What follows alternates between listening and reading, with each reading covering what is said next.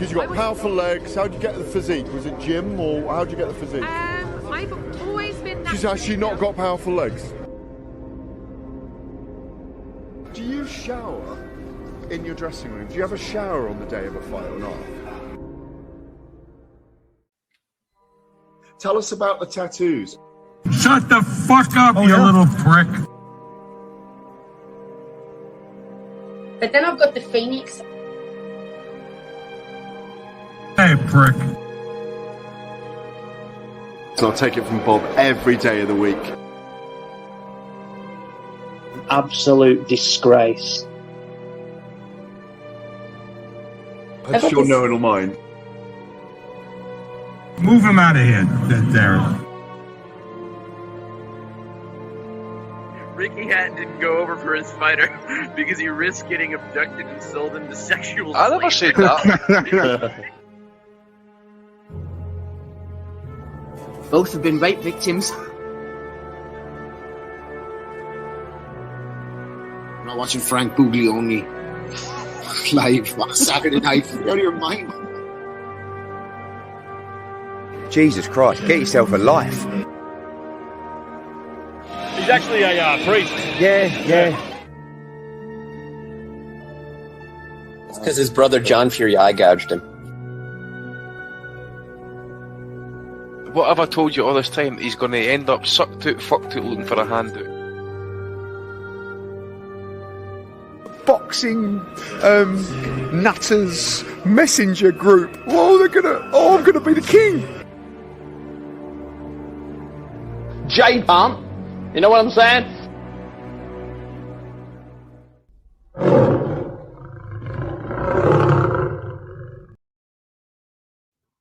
Well, hello everybody and welcome to the 556th edition of the Boxing Asylum Nuthouse podcast. I'm your host Steve Wellings and joining us on the call we have Matty Di Gialinardo, Andy Patterson and a returning Aussie Smith going live on YouTube from 8 o'clock every Sunday evening.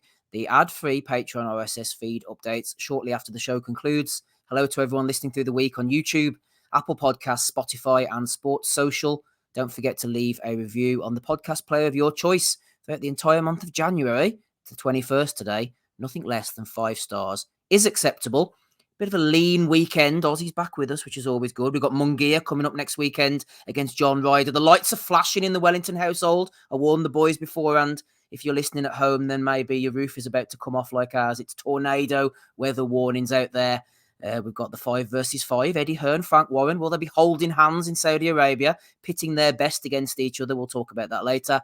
Bellew of the weeks, questions, comments, etc. Matty, we'll start off first of all with your MO, the old world of women's boxing. Where did we go last night? Liverpool, wasn't it? I think Ben Shalom was promoting. Yeah, where they boo the anthems, Steve. Both anthems. At least they're balanced. At least they're consistent. That's the main thing. Over in the Echo Arena, M&S, whatever it's called these days. NATASHA JONAS with a split decision win over Michaela Mayer. She is crying again as usual. I thought Mayer slightly outlanded Jonas on the CompuBox stats. Apparently, Matty, that was the case. Jonas's left hand worked well. Her body shots worked well. But Mayer just had a bit of a higher output towards the end. That said, I think she just lacks the power to put a dent into people. I don't know about that, Steve. I don't know if I would call this a robbery straight out, but the fact that nobody's complaining about the 97 to 93 Mayer card, I think speaks volumes of the fight. I think through the first 3-4 rounds, you could have called it even. But beyond that, I thought Mayer took probably 4, maybe 5 of the last 6 rounds. And at some point, she just started walking down and just working to hurt Jonas. And her punches were tallying towards the end. Jonas was huffing and puffing. I thought that she was visibly hurt at a couple of times, once from a body shot. I think Mayer beat her cleanly. I think maybe you could have leaned into a draw, but I think once Michaela realized that that Jonas did not have the firepower to really hurt her, she just stepped forward and she was just walking her down and beating her up. And it's just got to be a disappointing one for Mayer, because I got to tell you, I've watched a fair chunk of her career, and I think this was a career best performance where she didn't get the correct outcome. Just too much class and, dare I say, too much ass. for Natasha Jonas. Well, yeah, I mean, we love a bit of ass on this podcast, Matty. I'm sure I speak for everybody. Let me tell you one thing. I'm assuming you're watching the ESPN version. Tim Bradley was up to his old tricks as normal, as usual, coming off with this, that, and the other. He was slagging off Mayer's manager, Ruiz or something, I think you call him afterwards, saying he didn't do right by his fighter. That's twice he's brought him over to the UK. I think she's fought her last 4 fights over here, and twice now she hasn't got rematch clauses. He's doing her a disservice, and she needs to sack Ruiz off. Matty, would you be on board with that? I don't think so. I kind of think you got to take the paydays as you could get them, and when you don't hold the championship, you don't really have that luxury of having the rematch clauses in there. And I don't see Jonas giving her a rematch on her own volition either. I think she probably is Lauren Price and then done. I think, yeah, I'll be Lauren Price and done if we have to sit through that. We'll talk about Carissa Artinstall maybe later on, maybe not, who knows. David Palmer there says, correction, Matty, Tony Bellew was complaining about the 97-93 card. And I need more proof that I was right. Andy, I know you only saw limited action in the main event, thank God. But Tony Bellew was complaining about the card. One thing he might have been complaining about this week, as he was complaining about Beterbiev last weekend, a 39-year-old fighter in Beterbiev pulling off the wins, still getting victories even at the advanced age, atypical results, etc. Do you think he'll keep that same energy for young Natasha? Of course, no, mate. She's a fellow Scouser. Or Brit, as we like to say, but it seems to be whatever Tony says on Twitter, man, doesn't matter what he says, he seems to get a lot of pile on, doesn't he? So just reading some of his takes here just now. Get in there, brilliant, well done, champ. So I was reading the fight report.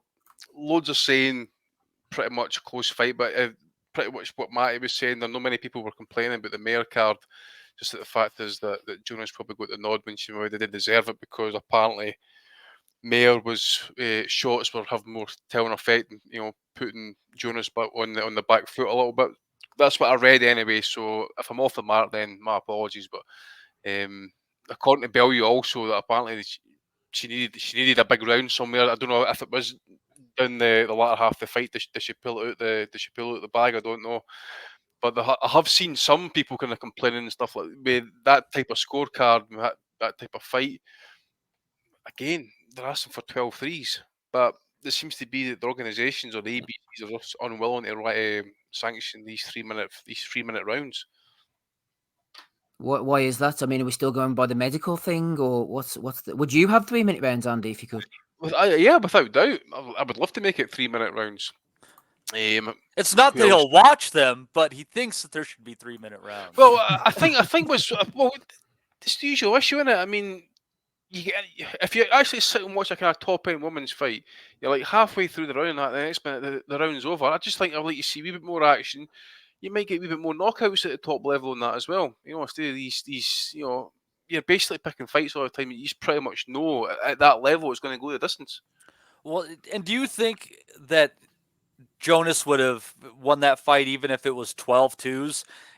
Do you think she would have won any of the two if there were 2 more rounds? I don't know. I never seen the fight, so I can't really kind of properly comment on it. I just can't. I mean, she was puffing far more than Michaela was at the end. Well, there you go. So then, if it was 12 threes, surely then by the 9th or 10th round, that would have separated them. Exactly. And we wouldn't be having this argument. Exactly, and then it would probably separate the fact that Mayer was the better fighter.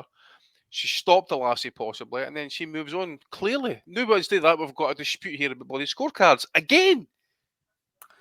Well, we do like an argument and a debate on here. And she looks great at the weight. Scorecards again, though. The British scorecard again, though, mate. You know what I'm saying? Mm.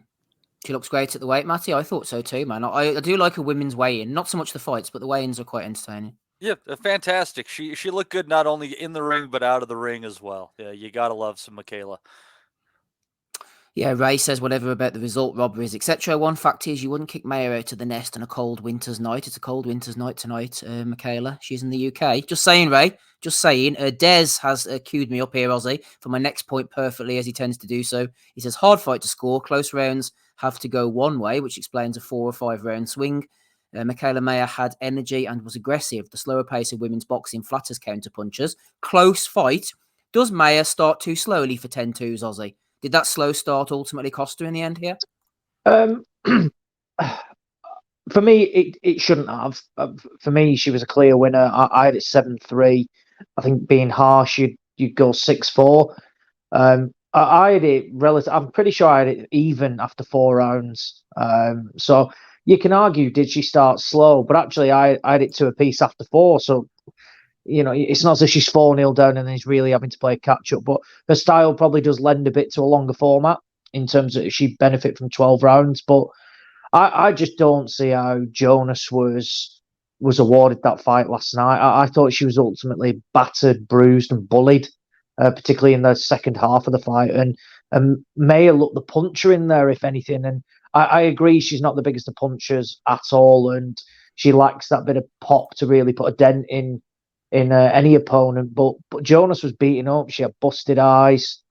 She was feeling those body shots, and I've got to admit, I obviously we had the Sky commentary, so I wasn't aware what Timothy Bradley said. But Maya's not like it's a bit different women's boxing in a sense of if it was just a standard challenger, they obviously wouldn't be getting any sort of like rematch clause. But I actually spoke to Michaela Mayer when I was in Las Vegas because her fella used to play for the Raiders, and she said she understands that her market is in the UK. There's a lot of fighters at weight, and she knows she needs to travel. But at the same time, she does bring a name. She's an ex-world champion, and she's incredibly talented as well. So I would be looking at some sort of deal, or yet without a doubt a rematch clause, and it makes sense to make it next. I saw Top Rank come out last night saying, "Oh, we want the rematch, etc."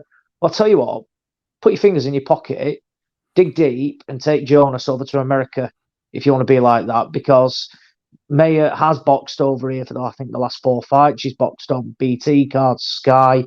Don't think she's done the zone.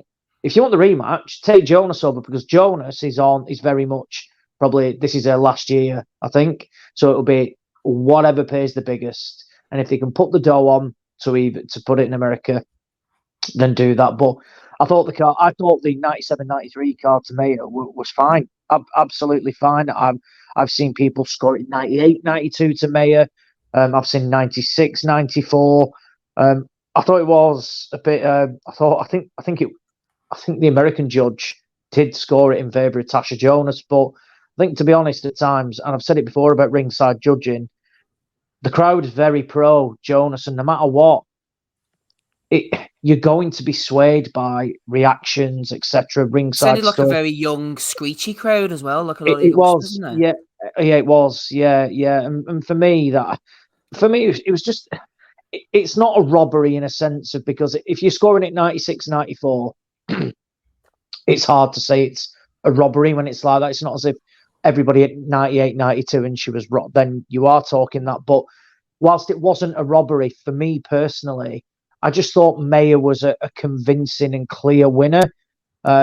Jonas had her success early and never capitalised on that whatsoever. And it's tough for Maya that you can argue that she should be undefeated, really. I had her beating Alicia Baumgardner, which I thought was a closer fight than the Jonas fight, 100%. But you can argue that Maya should be undefeated. I thought she beat Baumgardner, albeit by a round or two. But I thought last night's performance was very convincing. I thought she did look good at the weight. It's a bit weird in that you've seen the women like jump up, you're not talking 10, 12 pounds in the space of, like a year, but they're going to do that for the fights. But Maya carried her weight up there, no problem. She looked absolutely fine. And as I say, she was the bully in there, and she has got skills and can box. But I think Matty said it right, that she realised that Jonas couldn't really hurt her, and she started to walk her down, particularly in rounds 8, 9, and 10. And yeah, I feel she can certainly feel hard done by. I thought she was a bit calm after when in a post-fight interview, and whereas you've seen other fighters absolutely raging, and I think that's what I'd want to see a bit more from her, actually saying that I thought I did enough. It's I did do enough. And I think for my final point is, you saw Jonas when just before the cards were read out, and that looked like a fighter that probably knew she fell short. She looked a bit dejected, looked a bit low, and felt like she'd been in a difficult fight. And for her to come out and say that Maya's I think it was the top 2 boxers she's faced, I would assume that Katie Taylor is the other one. And I think she said that. Yeah, it was Katie Taylor. Yeah, I think Jonas, in all honesty, knew she probably got away with one last night. So it'll be interesting to see what they do with the next. But yeah, disappointing. And again, you end up in what was a good fight, actually. I'm not a big lover of women's fights, but I thought it was entertaining. But all in all, we finished the point of talking about judges' cards again and how they've ruined another opportunity for a fighter. Yeah, and you're right. That is the shame. Is that it was an entertaining fight. It was a truly well matched fight with some good shots landed. It was clearly the pro game. It wasn't amateur bullshit in there. Both were setting their feet and landing good shots, and it's overshadowed by just very questionable judging once again. And that's the shame, because stuff like that keeps it from women's boxing from elevating itself, because it's stuff like that doesn't no favors whatsoever. It's a shame. Matty, just before we go on to the undercard, we'll close out with you being our resident female boxing expert. So Johnny says she was getting ready to do a retirement speech, and you felt a bit of that slipping in. I'm 39, I haven't got long left. She's kind of swung it around a little bit. She is 39. You imagine she'd be looking for a payday. I mean, I'm looking down the rankings here. I'm no expert. You can keep me right, but you could imagine if she was, say, 10 years younger, they maybe look to put her in against the Habazin or a McCaskill or something like that. But you'd imagine the Michaela Mayer rematch would be a decent money spinner. Lauren Price as well. She's at number 5 on BoxRec. Sandy Ryan is an all-UK affair, but she's over at DAZN at the moment. What would you do if you were boring Ben Shalom? Where would you take her next? Because it's probably going to be a last fight, or maybe second from last. I think they're really looking at that Lauren Price fight, Steve. I just feel like that's the directions they're leaning. I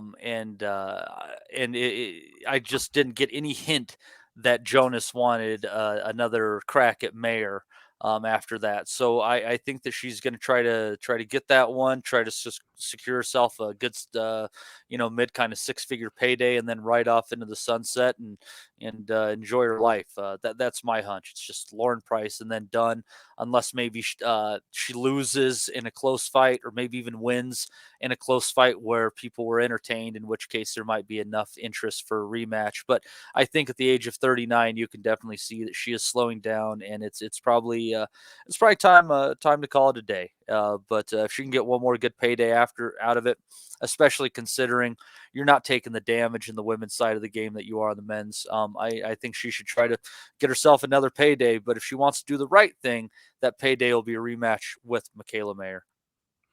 Do the right thing, Natasha, says Matty. Do the right thing. Do the right thing and hit the thumbs up if you're listening in the old chat there. Ozzy, onto the undercard, Tim Bradley again. He was referring to the rematch between Cullen and Zach Chelly at the end, and he said, I hope both of these guys have got day jobs, which was a bit of a disparaging comment from old Tim there. But Cullen came forward, hands held high. Chelly pretty much outboxed him. I thought the scorecards were quite close, to be honest. One thing I do want to pick up on, though, you feel free to talk about that as well. Carrie Sartingstall, 8 rounds. She's a feather duster woman, quite a close one against Furtado. I'm not interested in this fight whatsoever. I know that she, her and Lauren Price are the kind of friendly lesbians next door, and they fit the bill and all this type of stuff. But Mark friendly Jeffers, lesbians next door. Mark Jeffers against Jermaine Brown. Those are the two that probably should have been off the preview portion. A fight of some significance, English super middleweight title. Jeffers coming off the back of a decent win. Someone on Twitter suggested it was probably his sweary mouth, which keeps him off the TV, which I find a bit strange. I know these days they're all into that type of stuff, apologising that, but just don't interview him after the fight. Why on earth was him and Brown superseded by Artingstall against Furtado? I have no idea. I criticised this last night when I found out that the Jeffers fight had been pushed back to 5:30, and I thought that is a competitive fight for an English title. But both lads are going to be coming to win, and you see it basically put on the live stream on YouTube with Carrie Artingstall boxing some random Brazilian, and Artingstall shit in terms of she's no appeal, she can't punch, she's boring. She's absolutely boring. She probably did no tickets last night. Honestly, if her fight had got cancelled last minute, in all honesty, apart from probably 15 people, which are probably family, a couple of friends, and Lauren Price, no one would have cared. Absolutely nobody would have cared if that fight had got canned.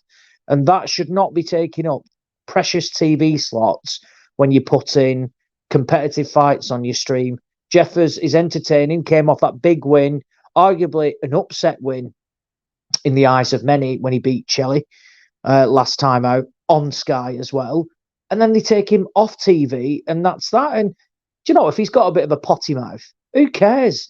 How many times in boxing do we see where people are media trained and you don't see any real characters because they're worried about what people say and people get offended, when actually the sport you enjoy is when you see real characters who've got proper stories. And if they come out and they're not the most perfectly media trained, who cares?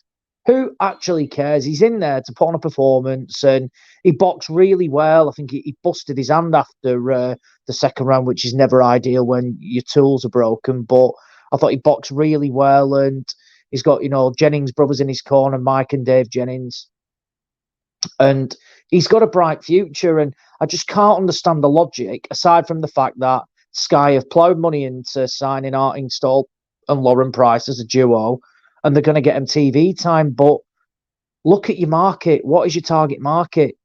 Viewers and people at the moment just do not care about those. If they're retired tomorrow, I'm not going to be any worse off from thinking, oh, what a blow to Sky that is.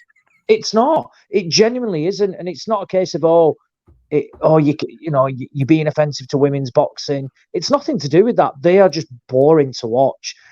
Like last night, Raven Chapman boxed this Dos Santos Furtado last time out, and I actually like Chapman. I think she's quite entertaining. But what she does is she plants her feet and looks to tee off, and she has got a bit of a punch. And that Brazilian was relatively tough last night, but Chapman, pretty sure, dropped her.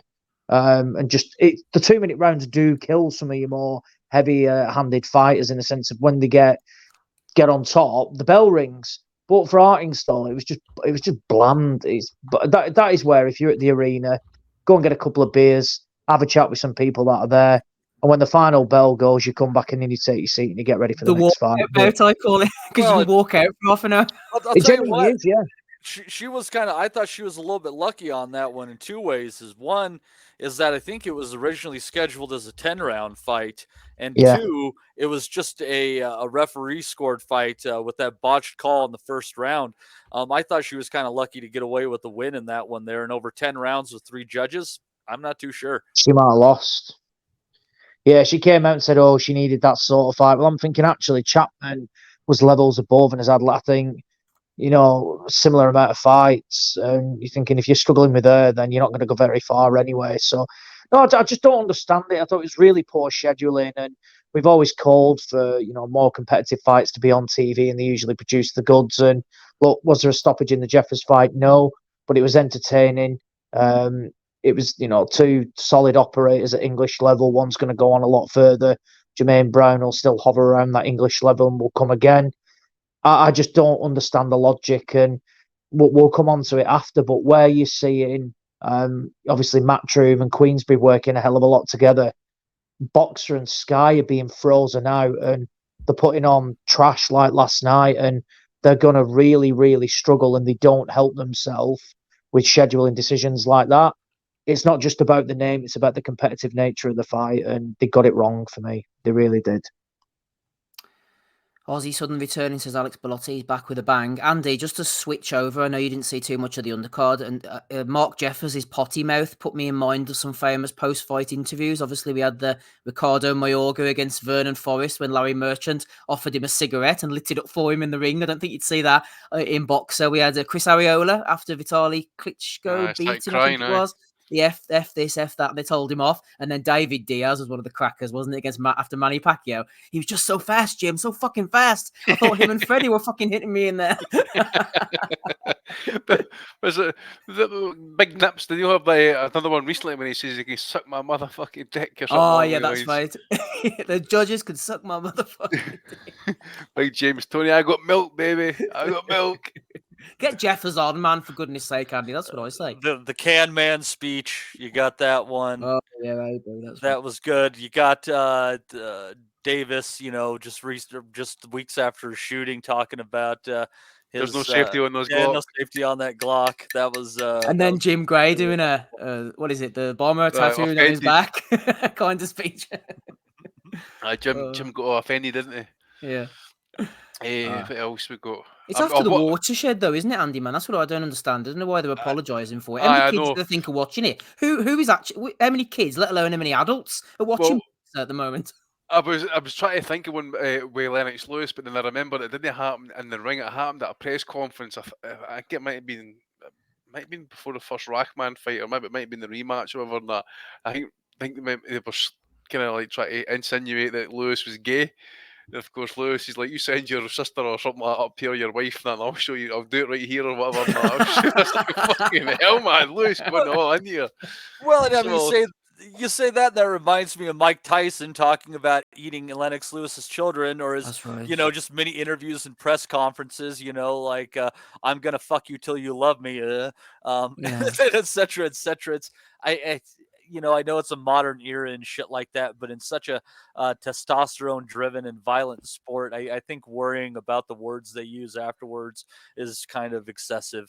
I know. You've got two guys there, man, who are licensed to legalize, potentially legally kill each other. I was literally just going to say that we watch it for 12 rounds from where literally somebody could end up corpsed with a brutal KO and like absolutely brutally knocked out. Like the guy in Misfits. Then they're worried about what they say at the end of it, going, yeah, fucking hell, it was a great win. Oh, sorry about that. Sorry, you shouldn't be doing that. But then 10 minutes before that, you've got somebody absolutely done in the ring, which is arguably worse. Behind them on oxygen while they're apologising. Exactly, yeah. But they're worried about a few. Like I said, it just removes all natural characters and stuff like that. They're bothered about what they say. Box Nation used to be fantastic for it because ultimately it was no holds barred on there. It was, what you were doing, and they could say whatever they wanted. Then BT got involved, and again, they started apologising for everything. They need to realise, like you said, after the watershed, people do not care. They do not care about it.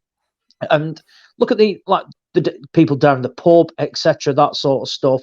You think people don't hear swear words or almost on a daily basis and say it, yet they think they're going to get offended because some boxer who's on a real high, if they've had a massive win, says a couple of words that they shouldn't do. It's absolute bollocks, basically. It's just people getting offended on behalf of other people who like to get offended. Well, and you got to think, I understand, like, maybe they want to expand their audience and stuff, and that's why, they're focusing on better fights then. That's why they're focusing on don't price. Put Karis Hartingstall on the TV. Well, that's why they're focusing on price and that narrative and stuff. But they got to think about their audience. And like what is your average, bin man, a construction worker, dock worker, et cetera, et cetera. The blue collared folks who love boxing, especially in your part of the world, are they all utterly concerned about that? No, that's exactly how they talk. And I think it's one of those things where Chappelle hit the nail on the head. He's like, or DeBaby said something grotesque about gay people, but he also killed a guy. Why are we talking about what he said and not the fact that he killed a guy? Caitlyn Jenner, we're all worried about her genitalia. She ran a motherfucker over and killed them. Why are we not talking about the motherfucker she ran over and killed? What our priorities are out of line, and in our quest of making everybody included, we just have begun to just devalue life in favor of the words that hurt, and it's a very fucked up kind of place we're in. But anyway, enough of philosophy. Yeah, I'll follow that, Matt. Follow that, Andy. Sorry, Ernest Hemingway. Aye, mate. Dead on, 100%. Felt like I was getting talking to here by Dr. Zeus. Chuckwoo's looking on. Sorry, Chuckwoo, you've had your yearly visits. Can't let you on again, man. Can't do that. But Boran BKK Sakon threw in a comment about the Mayer fight. He said, good fight, but I thought Mayer won that. Crisper, cleaner punches and combos, higher work rate, more accuracy, better on the inside. She been unlucky with decisions. Yeah, we were discussing that, absolutely. I'm not sure how many decisions there'll be next Thursday evening, Matty, over in Montreal Casino in Quebec. We were there recently for Beterbiev, wasn't it, I think? And we're back there again next Thursday evening. I might have caught you a bit blindside with this, but there's some decent fights on this, actually. Eric Bazinian, the Armenian, who's closing in on a super middleweight title fight, going against Billy Facundo Godoy. He's 37 years of age from Argentina. He's been stopped 5 times. Mary Spencer's on the card. Not a step up. Steve Claggett. He's a decent, exciting fighter. Steve! Yep, good. Jean Arobio, Colombian puncher, Wilkins Mathieu, we saw him the other weekend on the Beterbiev undercard as well, getting him out nice and quickly. And Albert Ramirez, the guy Andy was mentioning as well beforehand, from Venezuela, 31-year-old southpaw puncher, 17-0, is going in against Artur Ziatdinov, who's 15-1. He's a Ukrainian Uzbek based in Canada. So decent little card there from the Canadians. Matthew, I know you like a bit of Thursday night fare. No, that's fantastic. It doesn't sound like it's the most well-matched card for some of those fighters, but I like the fact if there's anything that you got to give them credit for, I think that's an eye of the tiger, I think, Steve. Yep.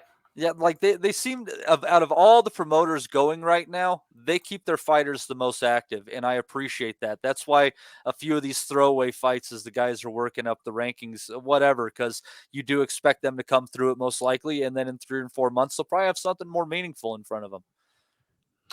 Andy, you have been keeping an eye on this Albert Ramirez anyway. He fought in Monaco, I think it was, recently. Got a close decision against Gilbert Castillo Rivera. I've seen him in action against that Brian Suarez, who fought Lyndon Arthur. He got knocked out in a round by Ramirez. He's one that you've been keeping an eye on anyway.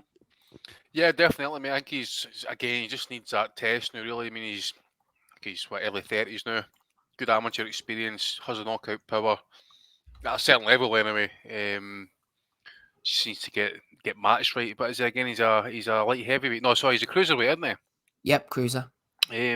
Yeah, he just needs. Well, Andy, I think he's been flitting between the two. He was up as high as 197 against Jacob Dixon, but before that, he's been around 178, 179. Which is a wee bit of concern, actually, to be fair. Because, I mean, he's dropping 20 pounds at 31, 32 years of age. 187 early his career. I think he's keeping busy with cruiserweight fights, but I'd say he'll boil down to light heavy for the right opportunity. Well, for the right opportunity, that might come at a cost as well. Just need to wait and see. But opportunity is a must. I'm assuming this fight that he's having next week is going to be at either a catch weight. Because I noticed his opponent's kind of like been fluctuating as well. But he's been fighting as high as 182, 185, that type of thing. Seen here earlier in his career, he's been fighting as high as 195. So just be interesting to see what he's going to be fighting at. But I just think the longer it goes with a meaningful fight, with that good habit of making weight, Venezuelan, again, right opportunity, but it's going to end up costing him, I think, at some point. So maybe he will sit at cruiserweight. But as Matty said as well, it's not really that well matched a card, to be fair. But it is a busy one, and as it says, if it's Eye of the Tiger, then they're pretty much the only promotion kind of going just now in Canada and that, so they are kind of active, to be fair, and I think they're the only ones that seem to have the TV dates and that as well. So Yep, doing a good job over there. Eye of the Tiger Promotions. There is a show in Japan as well next week. Before we talked about that, Aussie, I know you haven't been with us for a while. Did you catch Beterbiev against Callum Smith last weekend by any chance? Beterbiev, he of the big head, has suddenly started knocking out people later on in his career, whereas he was a bit of a back foot bitch beforehand. Are you suspicious, Aussie? Absolutely not. No, that was just a complete shit show after it. From where it was the Scouts Brigade again coming out and all saying, "Oh no, he's a cheat. He's this. He's that. It's not right. It's very suspicious." Yeah, the same people are defending Conor Benn, who has failed 2 drug tests. So it makes sense of that. But Beterbiev was excellent. Looked really, really good. And they're saying about, he's getting better with age, this and that. No, this is a guy that has actually remained relatively active.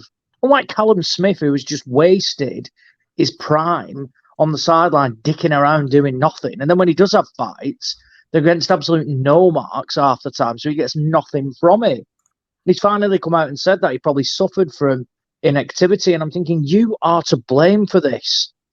You can easily have tickovers against, necessarily substandard level, but lower level opposition if you're doing it to remain active to then go into bigger fights. But he chose not to, and then thought he was good enough to go over there. And I thought he looked poor, Smith. I thought he had one steady round, which was round 2.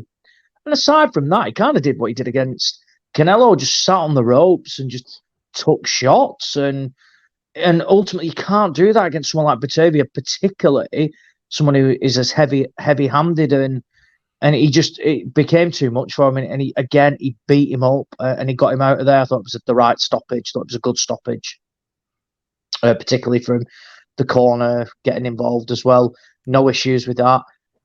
It wouldn't surprise me if it's the last time we see Callum Smith again.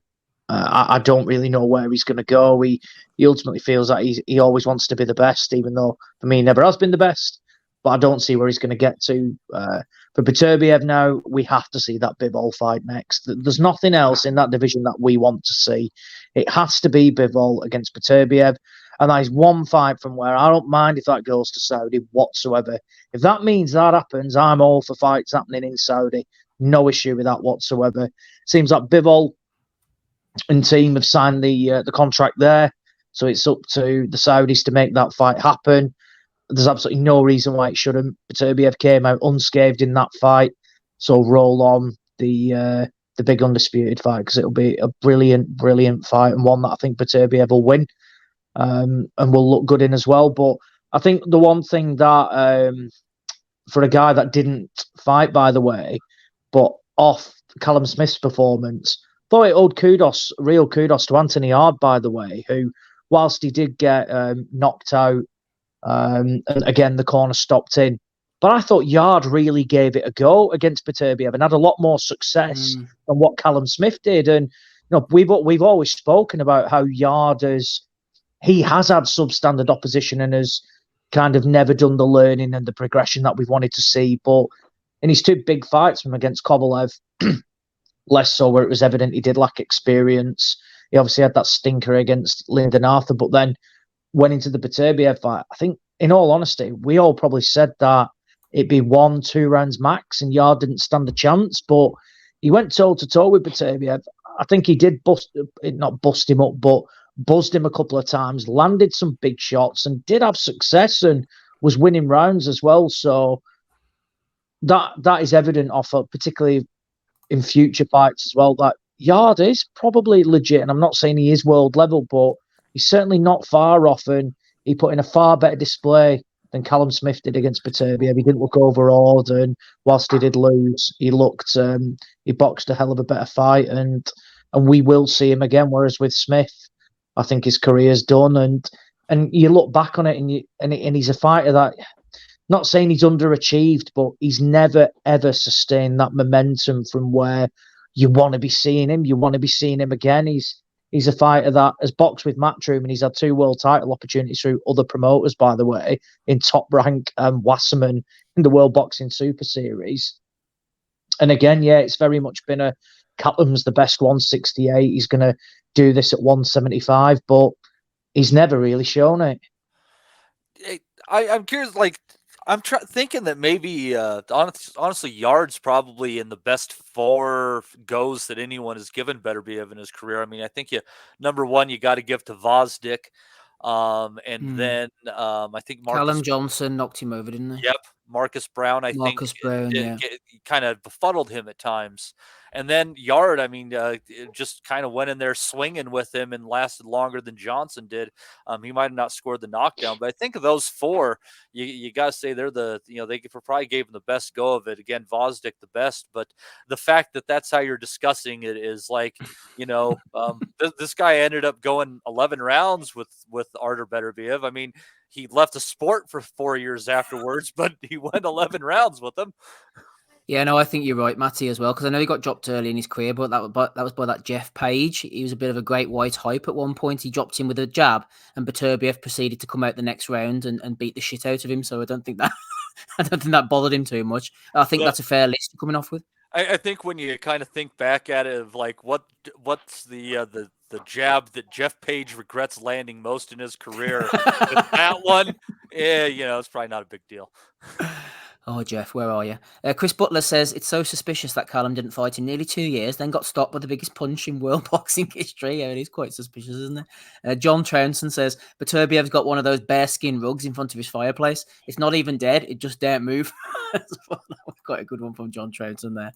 A little joke there. But a few lols for you, Jason Chukwu, joining us on this Sunday evening. Is it 2 weeks in a row or 2 out of 3 or something? No, You're back with... It's a record. Can you hear me?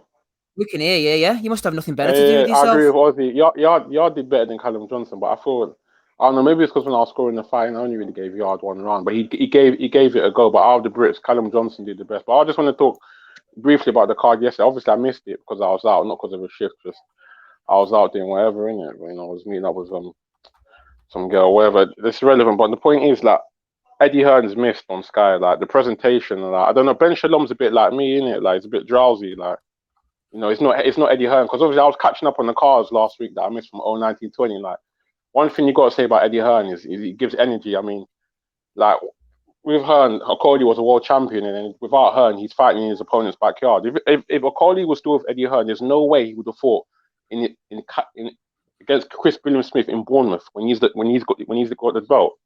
Come on, man. That's Eddie Hearn would have patterned him with like brown paper notes, like would have patterned the judges, and that it's just not the same without Hearn. Like personally, the presentation. But that's all I really wanted to say in it. Like I missed the Jonas fight, but all I have to say is like Maya, like she didn't even look. I know you should never ever judge it on faces, but like, I mean, NATASHA Jonas looked like she got beat up by Chris Brown, innit? And like Maya just looked like she slipped and fell, innit? But like you said, you Do can you think never Jonas has a loser's face? Do you think Jonas has a loser's face? Oh yeah, definitely a winner. But you can't judge fights on faces, innit? So you know what I mean. And what about Shalom? Shalom lacks your charisma, then basically. Yeah, like he's laid back in it, But I don't. It's like he's not Hearn, Everyone can't be Hearn. Like Hearn made us believe that Lewis Ritson was going to be world champion. That's how great Hearn is. He's like he can make shit happen. He's a bit like Dr. Dre. He can make shit happen. Like he can hypnotize people. I don't know. He's a bit like he's a bit. Can you produce some magic in it? But that's what I really wanted to say in it. Just like the Jason, energy, I've got a question for you, mate. Yeah. Did you just come on here to covertly tell us you got your hole last night? The what? Did you just come on here to covertly tell us you got your hole last night? You got a woman last night, Jason? That's what you slipped in thinking we wouldn't notice. You were bragging. Humble brag from you. No. It's not. Top shagger. No, I'm not. That's not a woman. No, I'm not saying no. I'm just saying that. Don't worry. Well, we're not judging you, brother. We're not judging you. No. Secret's safe with us. Nobody listens to the show. Anyway. No, I know. Shout out to Rainbow Step, but it's the Asylum after all, mate. I wasn't saying that, innit? But I ain't got no problem with them, innit? Like, I watch funny stuff, but in real life, I'm not really on that, innit? But what about the hard drive? How's the hard drive doing these days? It's still the same. Like that's the thing. I had to come back home to watch Sky Go at the end because I couldn't watch it on my phone because it's still a bit messed up. But yeah, it's not getting into it right now. When it's still the same, innit? I'll be real. Wait, give us something else before we move you on. Then what else are you looking forward to? No, it was literally just about the card. Yes, no, I'm looking forward to Buatsi Aziz, but it's crazy. Buatsi's still British level all this time. Like he still hasn't. Like it's Yards fought Batarev, Kovalev. Like he's tried to push on. Obviously he's lost, but like he's attempted. Like Buatsi, who we thought was the Olympic child and all of that, he hasn't really done anything. Even though he's left Hearn as well, like it's still like. Well, why did he leave Hearn for? That was a mistake. Because it's Sky Sports, isn't it? Everyone's thinking Sky Sports is where it's at, but they don't realize like Hearn, even though he chats a lot of shit, like there's like he makes shit interesting. You know what I mean? I don't know how, but but Eddie's had to go and sell his arse to the Saudis with Uncle Frank allegedly and make some agreements and that, So Eddie's a busted flush as well. Yeah, it's true that, but it's like I don't know. Like it's just like it's not the presentation. Because think about it, like if I've got Sky Sports at my house, in my family house, but like I haven't been watching boxer like I was watching Matchroom. I don't know why. I don't think they're putting on as much cards, but it just hasn't been like just yesterday was probably like the first Matchroom card I've probably seen since probably Eubank Williams. Like I don't know like boxing. I don't know why, but it just seems like since Matchroom's left, it's like is boxing still on Sky Sports? It's like maybe I don't know. Maybe it's because I don't have the zone and like. It's weird, isn't it? Like, but that's what I just wanted to talk about yesterday, isn't it? But, here, Take Aim says, "What do you think about Misfits, Jason? Misfits boxing?" Or the El Brook thing. I've never really watched it because that's a stream thing, isn't it? But obviously the girls they do what they describe it well. I saw El Brook in Hackney, the same place I saw Take Ames like 4 months ago. She looks good in the flesh, innit? But I should have asked her about ideas, innit? Because I'm always looking to go to the Blue Movies, right? But I'm teasing with it, but I've got a lot of ideas, but like. You know what I mean? I should have sat in person. That Logan Paul wannabe who had the magnificent hair. That knockout was amazing, man. And that referee was dangerous as society. He should be locked up. I don't know what his name was. I think I met him at the Mayweather Deji. Was that not Logan Paul? I thought that was Logan Paul. No, it's the other guy. He's got the excuse that Right. hair could have got in his eyes, I suppose, for getting knocked I out. think it's the same guy. He knocked out a rapper called Swarms, isn't it? I think it's that same guy. Innit? Oh. But yeah, That's obviously, I just wanted to come and talk about yesterday, innit? So, and if you don't want to cut me off now, I'm good, innit? So, See the but yeah, I referee didn't in see that. the misfit. See the referee in that fight. We need him in the Yeah. British ring, by the way. Sack off Ian John Lewis and your ilks, because Have you he lot was talked making about the Zach sure. Jelly card? Yeah, that is the Jonas card, isn't it? I mean, no, yeah, the Zach Jelly fight. Did you lot talk about? I missed it, innit? But Go on, go ahead. glad You he tell won. us what you think. No, I didn't see it, but I'm just glad Zach Jelly won, innit? Because I thought he got robbed against that Welsh guy a couple of years ago, innit? And Redemption obviously for he beat Sadiq. Zach. He beat Sadiq, and obviously I like Sadiq from Nigeria, innit? But he's retired now. But yeah, I always like Zach Jelly, innit? His dad like talks a lot of shit, but you know, it's part of the game, innit? But it's good that he won, innit? Because apparently he got shafted in the first fight, but yeah. Right, Jason, that'll do. Thanks for coming on, and thanks for being in the chat nice and early as well. Appreciate you. Yeah, no. Yeah. Be well, Jason. Bye. Jason Chucker, everybody. Enjoy it. We're offering him a home on this Sunday evening. He's doing his best. We gave him a reason to stay awake. I'm happy. Exactly. Reason to live. Andy, here's some reasons to live for you. Next Tuesday evening in Osaka, we've got Artem Delakian. I think is he Ukrainian? He's doing the rounds, isn't he? He was in the Wembley Arena last time I saw him fighting. He's going in against Seijo Yuri Akwai. And then we've got Kenshiro against Carlos Canizales. That sounds like a 1980s name, doesn't it? That Carlos Canizales. He's from Venezuela. He's 30 years of age. I liked Kenshiro, actually, Andy. I know he had the losses to Yabuki, wasn't it? And then he avenged it. And he's a really tight little fighter. He's a good fighter, mate, to be fair. Come back for the loss pretty well. Took Butler apart. And the Kaiguchi win as well was a solid win. It was a unification. Didn't often get those type of fights in Japan often, especially an old Japanese affair. So it was good to see that. Done him in, 7-8 rounds, I think it was. The Canizales character, I think I've seen him. I'm trying to remember who I've seen him fight. It was a kind of later fight. I think it was one of the kind of Su Kimura fights or whatever. And that. So again, depending on what he's got left, I think Kenshiro should look pretty well when doing it. I'll probably suspect maybe a late round stoppage. Know nothing about the guy that Dalakan's fighting. Dalakan, I just checked there. He opened up as a favorite against Dalakian, and I'm pissed off I didn't jump on Dalakian. Well, I've noticed he's held that belt for since 2018. And I don't know how many defenses he's made. It's single digits anyway, still at this point. To be fair, he lost some time due to a war and shit like that. He has a better excuse. No, man. Fucking war. That's no excuse. The war started donks ago, man. But who else we got? Oh, I see that. Is it tension? Yeah, tension. He fought Floyd, didn't he? Aye. That's the one that Floyd iced up. Iced made him cry. That's right. He's crying. Aye. I don't know what it was. I think he maybe touched Floyd once with a shot, and he didn't get the message really, and he wasn't pulling the shot. So Floyd just said, "Fuck this shit," right to work. Just stop. Here's one for you, Andy. They're saying that they're going to try and build that tension up. Apparently, he's a real big YouTube star or whatever to maybe fight Inoue at some point. He's a pretty sharp little boxer. Like that Floyd defeat, and it made him want to learn boxing instead of kickboxing. He's looked pretty sharp. I mean, I need to check his debutant guy that he fought, but certainly the last two fighters that he fought, I'm sure they had winning records at that point, or at least a couple of fights coming in there. They'd been on winning streaks. So he's taking it seriously enough. Now, I know he was into. What else was into? Was it Bare Knuckle or KPB Pro, or whatever it was? I forget what it was at this point. But he has been into your combat scene and that. I forget what sport it was in. Was it Risen? Yeah, I think it was. Risen Prime or something. I forget what it was again, but some other kind of combat sport in Japan. He was champion of for donks, and that Floyd fight, as you said, mate, it was big money at the time. It was certainly kind of getting a bit of publicity at that time. Mm-hmm. Yep. So we've got Kenshiro there on the Tuesday, and we have Delakian on the same card, Matty. Yeah, I want to talk about this card, man. I was coming to you next. Fantastic. I'm glad you like Kenshiro, Steve. I do. But I don't think you passionately love him the way that some of us have grown to love Kenshiro Terashi in recent years. He has the style of a kangaroo, I think, the way he sort of bounces up and down with his little hands out and all. He moves, yeah. He's always moving. He's got a funky rhythm to him. He puts his punches together well. He's a great come forward fighter. He knows how to extend his jab very well, a la Golovkin, and sets up his shots. Rarely in anything less than an entertaining fight. And he is in a quest to try to consolidate all the belts at 108 pounds right now. And I'm looking forward to seeing if he can accomplish that. But Canizales, he's a decent fighter, but if you go back, he's had a couple of rough outings. He also tends to cut pretty badly.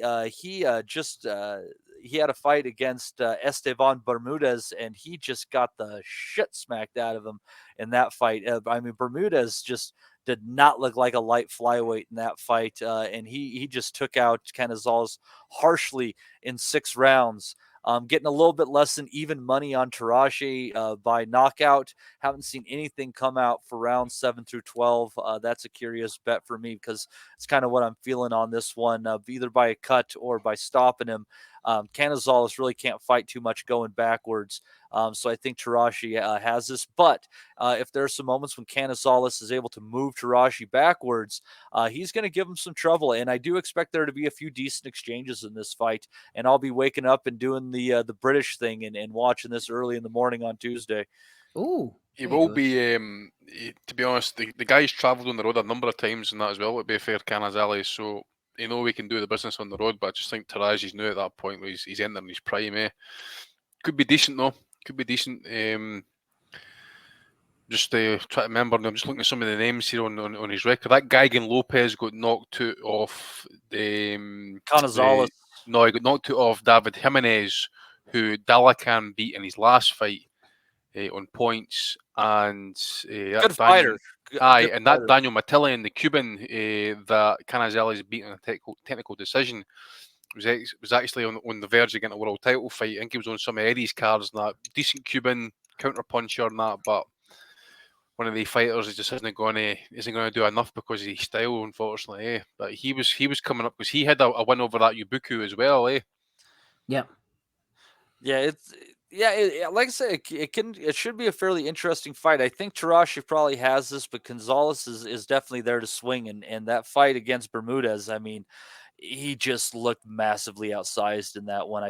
I think like the pushing him back is going to play, but I don't think it's just going to be just a heavy-handed beat down like that because Bermudez looked like he was 1, 2, 3 weight classes above him. Yep. Big fan of Japanese fight card myself. Shout out to all the Patreons over at patreon.com/Boxing Asylum. They'll hopefully be able to watch it with me next Wednesday morning. Just to remind you all, you're listening to episode 556 of the Boxing Asylum Nuthouse podcast. Andy's here, Matt is here, Ozzy's here with me. No sign of rapping Rob Kelly yet. I'm going to need that Misfits referee to get me through the evening at this rate. The weather is picking up outside. We're going to try and fly through it as best as we can. Munguia Ryder very shortly. Bit of Lewis Crocker over in Belfast. I'll be there. Dominic's coming with me as well. Looking forward to that one next Saturday. We'll be previewing those cards as well as the 5 versus 5 in Saudi Arabia. Let's have a look through the chat and see who's hanging around there. Harvey Price Boxing has returned. Jason Chucker has been on the call. He's in the chat now. Mark Stanton's there. Michael Thompson, Alex Bellotti, Ray, M. Lithgow 1983, the Dr. FMG, AP, one of the regulars floating about. Take Ames as well from Seconds Out Boxing. Who else have we got? Just scrolling on up and seeing if there's any new names. MB, might have already mentioned him. Might as well do it twice. Johnny's there as well. So is Chris Butler. Des was in earlier as well. And I think that is everybody for now. Right, Ozzy, let's start with you. Get on to the big event over in Arizona next weekend. The undercard, feel free to talk about it if you wish. It's a good card, actually, this, as the Golden Boy ones tend to be. Darius Fulgham, bit of a puncher, 9-0, going in against Alantes Fox. Nice little step up for him. We've got Alan Picasso, paint a nice picture, 26-0-1. He's fighting Eric Ruiz. He's meant to be a decent fighter. Is that Picasso? Gabriela Fundora is fighting former amateur star, now getting on in years, Christina Cruz for the IBF World Flyweight title. Oscar Collazo is making the 2nd or 3rd defense, I think, of his WBO minimum weight title against Reneris Gutierrez. And in the main event, Jaime Munguia, 42-0 against John Ryder, 32-6. WBC silver super middleweight title is on the line. Ozzy, feel free to talk about whatever you want. Can John go over to Mexico It's not Mexico, it's Arizona, actually, against the Mexican, though, and do the job. Ole! I think he can. It's tough because you're always slightly biased to somebody who you know when you get on with. But yeah, I really do believe. I think he can go over there and do that. I think if you look at essentially, realistically, bar the Canelo fight, since he's moved up to super middleweight, John has not really looked out of his depth against anybody. For me, I think we all agreed when he lost in inverted commas against Callum Smith that he won that fight. And then he's had wins against Danny Jacobs, which I did think was favourable. I had Jacobs winning, but at the same time, he wasn't outclassed by Danny Jacobs. He beat up Zach Parker, and then look, he gave it a go against Canelo. Fell short, but there was no shame in that. He went over there. He didn't just cover up and just decide to basically try and coast. He did try and ultimately was outclassed, but Canelo's done that to everybody. I think he'd be going over to Arizona. He's had perfect notice. He's wanted this fight for a long time. This has been in play for probably 3 or 4 years, and at times they've gone elsewhere. Golden Boy, they've looked at different routes, different opponents, some really poor opponents. I think when he boxed that Argentinian guy Munguia, they were looking at Ryder then, and they opted for that Argentinian guy. And then he's obviously beaten people like Jimmy Kelly, Gabe Rosado. It's a bit of a random resume that he's got, Munguia, in a sense of it's kind of packed with a lot of average rubbish fighters, basically. But he's got, he's 42-0. 33 stoppages, but I do believe that Ryder can make it difficult for him. I think it's going to be tough to get a decision on the cards. I don't see him stopping him. I'd be amazed if so, and I think that would be a bigger shock more than anything if he was to get Munguia out of there. But I do think he's got a difficult style for anybody. He's boxed bigger guys before. I liken it to Smith, and it was he was in his element in a way. And he kind of comes into his element against the bigger opponent because he can get up close, get inside on him, rough him up a little bit, and he does get his shots off well. The one thing I don't think he can afford to do is start slowly. I think if he gives rounds away, he is going to be facing an uphill battle, and I'm not a fan of the tactics at times from where we'll start off slow and warm into it, particularly when you've not got an equaliser where if someone like Deontay Wilder does it pre-Joseph Parker, you would back him that he can lose the first 10 rounds and can still iron out his opponent. Don't believe John will get Munguia out of there. We've not really seen Munguia, from my memory, ever really, buzzed or dropped. Thought Dervyachenko fight last time. When was that? Was it middle of last year? Something like that. Incredibly close fight. Dervyachenko boxed. Sergey hurt him too, and he short, squat he did guy. Actually, you're right. Yeah, and they tried to change the rounds to 10 rounds at the last minute as well.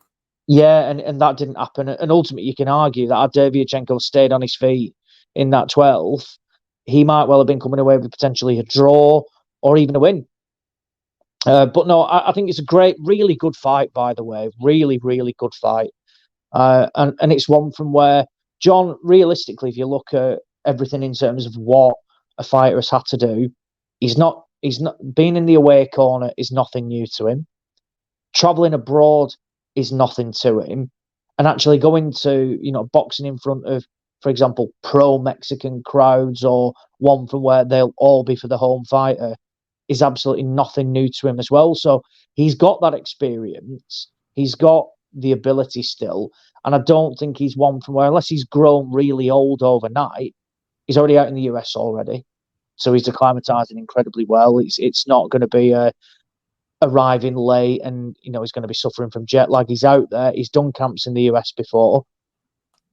For me, he's got every chance he can go and do that. And he can take a lot from that Dervyachenko performance from where, as we say, a smaller guy who was able to hurt Munguia. I think John's got the ability to do that as well. But I do think it'll be close. I don't think he'll get him out of there. But without a doubt, do I think he can win? Yeah. Well, he's paying just a little bit more than 2-1. It's not outside, but Munguia by knockout is also paying the same as Ryder to win. So I don't know. Interesting. Yep, Andy, it is an interesting fight. What about Munguia changing trainers? Well, I think Eric Morales was training him before, and he's gone behind the scenes in an advisory capacity, so he'll still be in the corner. He's still there. Freddie Roach has been brought in now, a more offensively minded coach. We don't know. He's a bit of a hired hand these days, isn't he? A mercenary. What's he going to be able to do with Munguia in this short space of time? Will it even make any impact? I don't know, mate, to be fair. I think Munguia is what he is at this point, to be fair. I think he's also, as I say, prime years are probably past him. He's up in a lot of weight now as well. I think he's just trying to kind of catch up with a lot of money, possibly. But I agree with what Ozzy was saying. If Ryder starts quick, he doesn't want to be chasing the fight. But also, as well as I think if he goes for him, I think we could end up getting a really good fight, a good shootout, possibly. If John's going to go for him, especially early doors, it will force Munguia to stand and hold his feet as well and probably try and bang it out. Which, to be fair, I know John's maybe the class is the biggest puncher and that, but I think at times he's probably going to have to go and do it because any close rounds, I would personally would suggest it's going to go to Munguia without doubt. Some questionable scoring, some previous fights in the past, that, but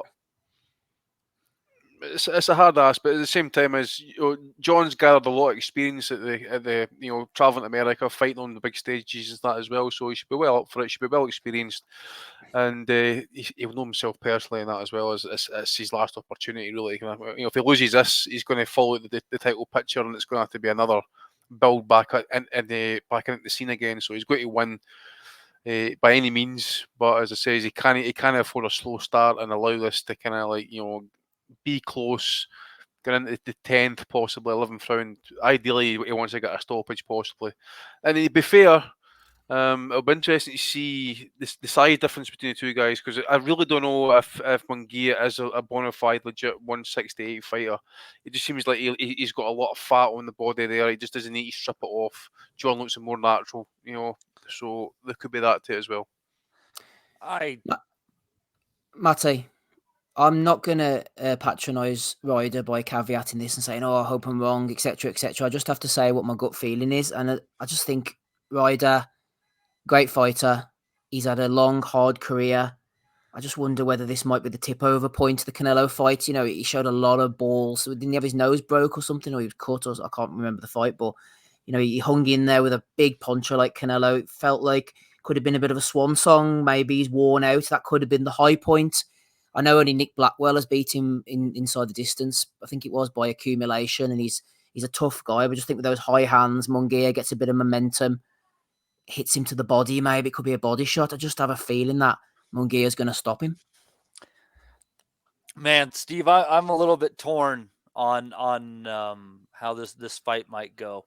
And let me say to John Ryder, I mean, you got to give him some credit. You can't say that it's not that if Munguia wins it, it's because John Ryder didn't want it. I mean, he got the Canelo payday. Yeah. He could have rode off into the sunset, no problem, and nobody would have faulted him for it. That's the kind of money that you can invest in, and you've got a life for your family, no problem. But sometimes in life, we just get bit in the ass when we go a step too far. And you think about his path there. It was a hard path. He got the wrong end of a bunch of stuff. And then he ended up being on the right end of what a lot of people thought was the wrong decision against Jacobs, which also ultimately landed him the Canelo fight. So given that, that great fortune he had that got him that payday, maybe it was time to call it a day. Maybe this is the step too far. A few years ago, Ryder would have been a hell of a good test for Jaime Munguia. And I think that Jaime's not getting a ton better, but he has gotten better.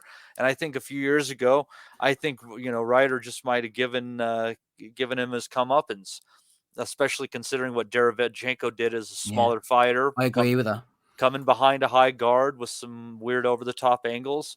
I think there's a lot to say there, but I just kind of like you, I get the hunch that this is one fight too many for our friend of the pod, Mr. John Ryder. And unfortunately for that, I think I'm going to have to go by Munguia late. And I think it's going to be I don't think it's going to be a single shot or anything.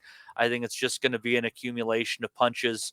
I think 168 is a weight where Munguia is going to have a good motor, and he's not going to be drawn, because we've saw him at 154 originally doing well there, kind of got worn, and 160 he did okay, but it still wasn't quite there. I know it's saying a lot like, oh, but this will be the weight class. He's a big guy. I think this will be a much more functional weight class for him, at least against somebody like Ryder.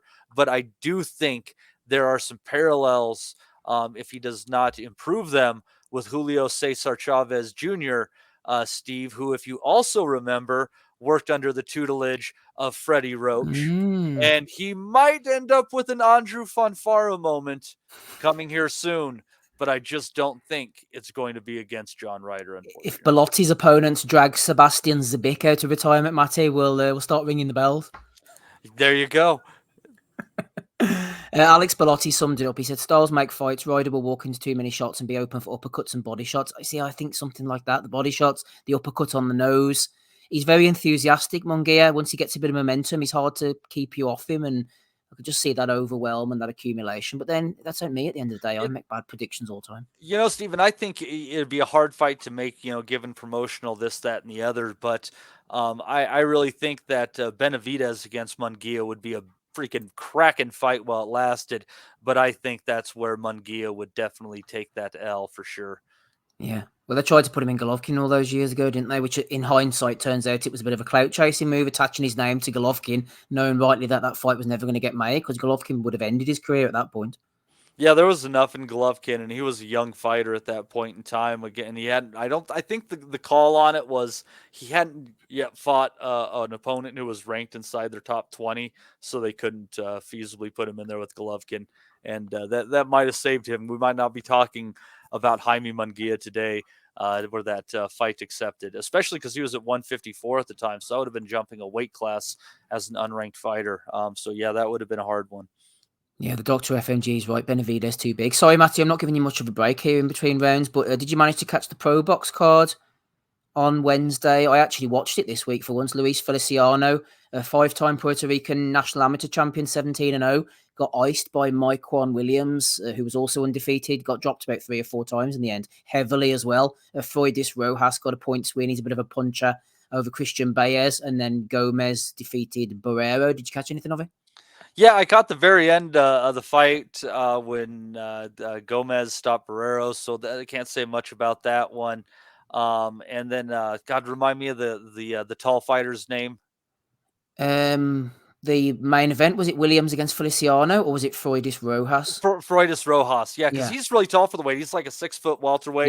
Yes, 6'2". Yeah, and I think that he's kind of hit a ceiling. He came into that fight, I believe, 12-0 with 11 knockouts, and that fight, those scorecards weren't fair. They were incredibly wide. I think that his opponent did far better than that. I think a draw should have been in play, not a wide victory for Rojas there. And he's one of them tall guys where you just you think he's going to get found out. And he's got a lot of similarities to the way he carries his hands to Fundora, and he doesn't have near the offensive tools that Fundora has. So I think he'll be meeting his end sooner rather than later in the ring as far as getting stopped. You just kind of see a big left hook taking him out, don't you? Mm-hmm. And as far as the main event, Feliciano against Williams, that was a fight that I definitely got wrong in the prediction league. I don't know what direction you went there, Esteban, but I was absolutely surprised. Both of these guys came in with non-punching resumes, and Mike Juan Williams just kept finding Feliciano in the middle of these exchanges, just too fast, too accurate. But it was a damn entertaining fight, and what I thought was another quality card from Pro Box. They continue to deliver, and they're definitely going to be filling a space that I think Showbox left behind. Well, they're filling a community space as well, because apparently the guy who runs Pro Box TV is some kind of multimillionaire, and he also owns the the venue that they fight at, the White Sands Event Centre, Plant City, which is also doubles as a drug rehabilitation centre. Nothing weird going on there. A few crackheads wandering into front row. No, that's a great thing. Is you get these guys addicted to steroids during their careers, and then when you're done with them, you get them in there for rehab. It's a hell of a scheme going on there. I like it. Very evil genius, but he's putting on good fights. So much like His Excellency, we'll just let him get away with this shit. Yep, shout out to His Excellency. No, Shout no, out no. to- I can't say that. We'll end up getting sued. Nobody's doing any weird shit. Right, let's go over to Belfast as we promised earlier. We've got Lewis Crocker in the main event. We'll go to you, Ozzy, actually. So I'm looking at the undercard here. What am I going to be served up? Oh, Connor Walker there, I think, didn't he? He's from Wolverhampton. Might have a chat with him afterwards about the Wolverhampton scene. We've got Giorgio Vizioli, Emmanuel Buttigieg. He looks decent. Siobhan Clark against Tommy McCarthy. Tommy keeps on getting the opportunities. Paddy Donovan against Williams Andres Herrera. You would imagine they're looking to set up the winner of the main event, which will probably be Crocker against Paddy Donovan. That'll be a cracking all-Irish affair if they can get that one made. As for the main event itself, Jose Felix is riding high. He's a bit of a puncher. Banged out Gary Cully unceremoniously in Dublin, but that was 2 weight classes below. They've dragged him up from lightweight up to welterweight, or from super lightweight up to welterweight at least. So at least he's coming up 1 class, although he has fought at lightweight most of his career. He's lost in the past, I'm pretty sure. I was at the fight at the Falls Park against Tyrone McKenna. So we know what his level is. I think he's dining out on that Cully win. He's coming up. He's going to be too small. And I think Crocker's going to make mincemeat of him in the first 4 or 5 rounds, Yeah, I agree. I like Crocker, by the way. I think he's very good. Hits hard, and I think his record suggests as well. I think he's one of those that when people will come at him, he will wipe him out. Was disappointed he didn't get Tyrone McKenna out of there. Did everything but? Yeah, he did. Yeah, he battered him basically, and that's what you want to see from fighters. Sometimes just go through the gears, get him out of there. He had everything going for him in terms of getting him out of there, and he should have done. But look, McKenna's a tough guy. He can take his shots, etc., that sort of stuff. But I think this Felix guy is one from where he's going to come in and he'll get folded by Crocker. I think Crocker will tee off on him. Ultimately, will have it all of his own way, and we'll get him out of there, and we'll look really good in doing that as well. Paddy Donovan, big talent, a lot to like about him. I think he's trained by Andy Lee still. I think I'm right there. Yep. So obviously Andy Lee flying high at the moment with that big win in the corner of Joseph Parker. Paddy Donovan, huge talent, has looked really good in pretty much every fight. Great win against Danny Ball back end of last year as well, and battered Sam O'Maison. They're matching him quite well, actually. I like that.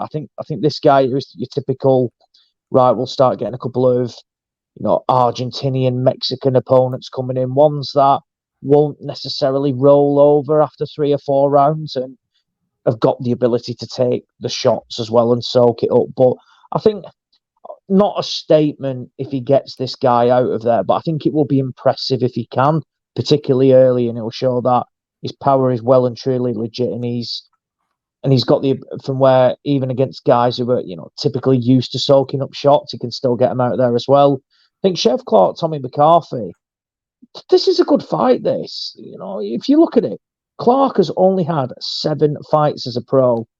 I don't think McCarthy is the best. But he's operated at decent domestic level. He's boxed for European titles, albeit he's fallen short in fights. But he's had the experience of going in with higher level guys.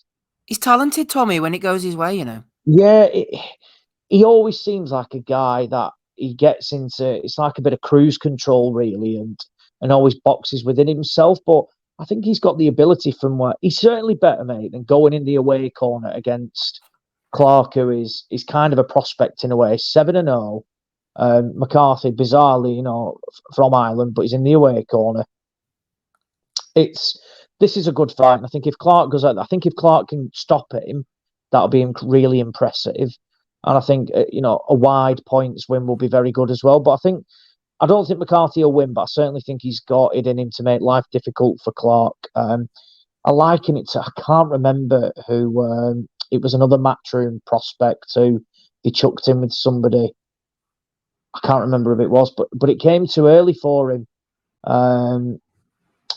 Bugger, who was it? Chris Jenkins ended up boxing him, but he got Jenkins. I'll come back to that and throw the name in. But this is what it could be like again, in a sense of, is this a fight too early? Chucking him in with Tommy McCarthy. But I do like Clark from what I've seen. I think he will come through that. And then I don't know who that Giorgio Visioli is or Emmanuel Buttgeig. Not sure what's on it.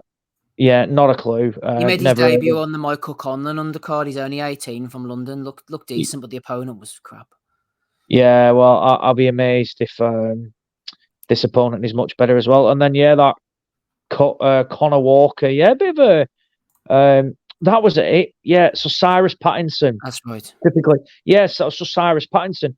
Very similar situation with Chef Clark in a way that they were matching him. They were talking the talk. They chucked him in with Jenkins, who Jenkins certainly won rounds early on, but then it kind of Father Time caught up with him a little bit. But then Walker came in and battered, beat up Cyrus Pattinson, and I do wonder could it be the same for McCarthy? From where, as you say, when it clicks for Tommy, he's very good, and it could be difficult to beat, and it would be great if so. I mean, it'd be a huge win for Tommy McCarthy, but could it be a similar situation? But this is where Walker's got this opportunity now, very much win and you stay on against. I don't really know much about the opponent, Lloyd Germain, 9-0, 1 KO, so certainly not a puncher.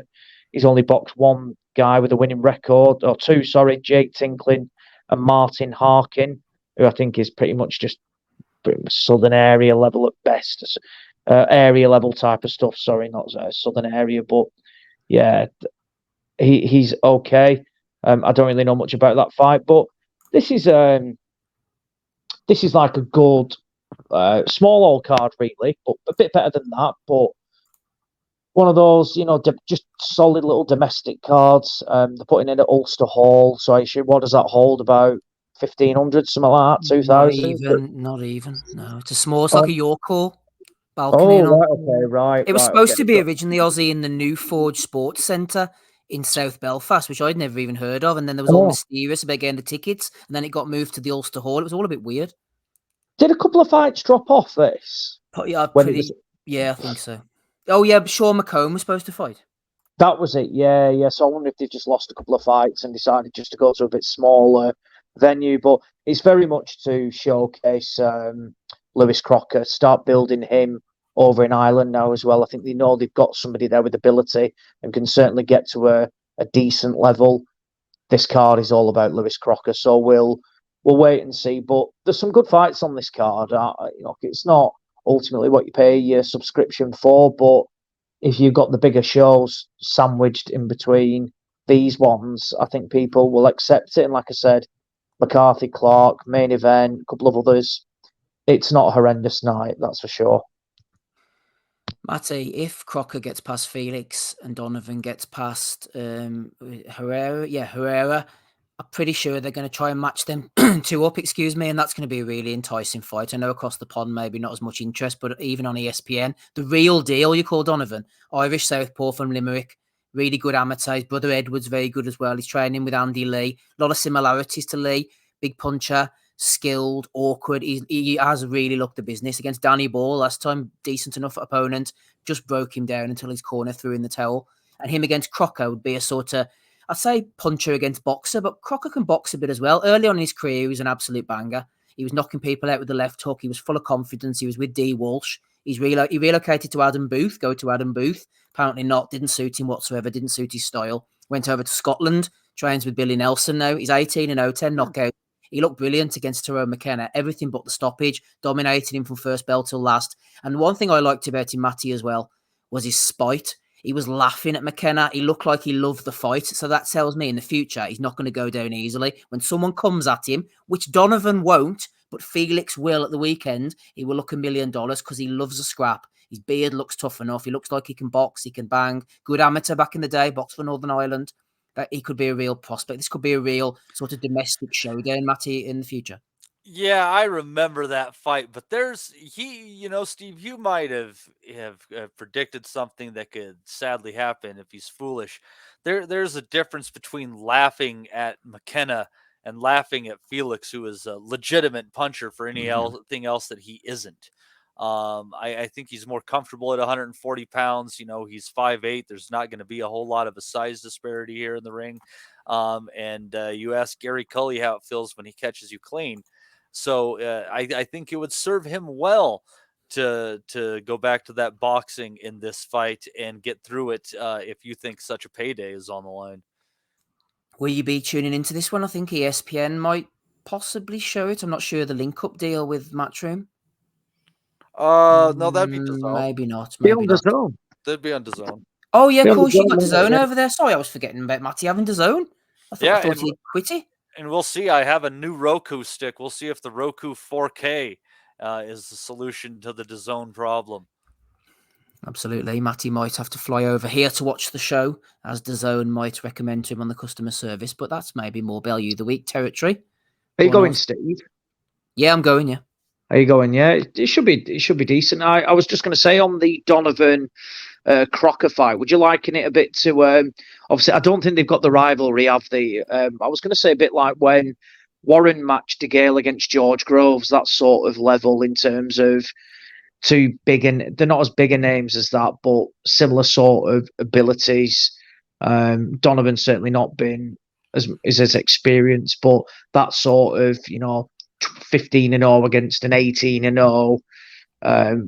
Try and get it for a meaningful title. Would it be something like those lines? I know it's a bit different because DeGale and Groves absolutely hated each other, but that sort of two prospects, bit better than prospects going in against each other.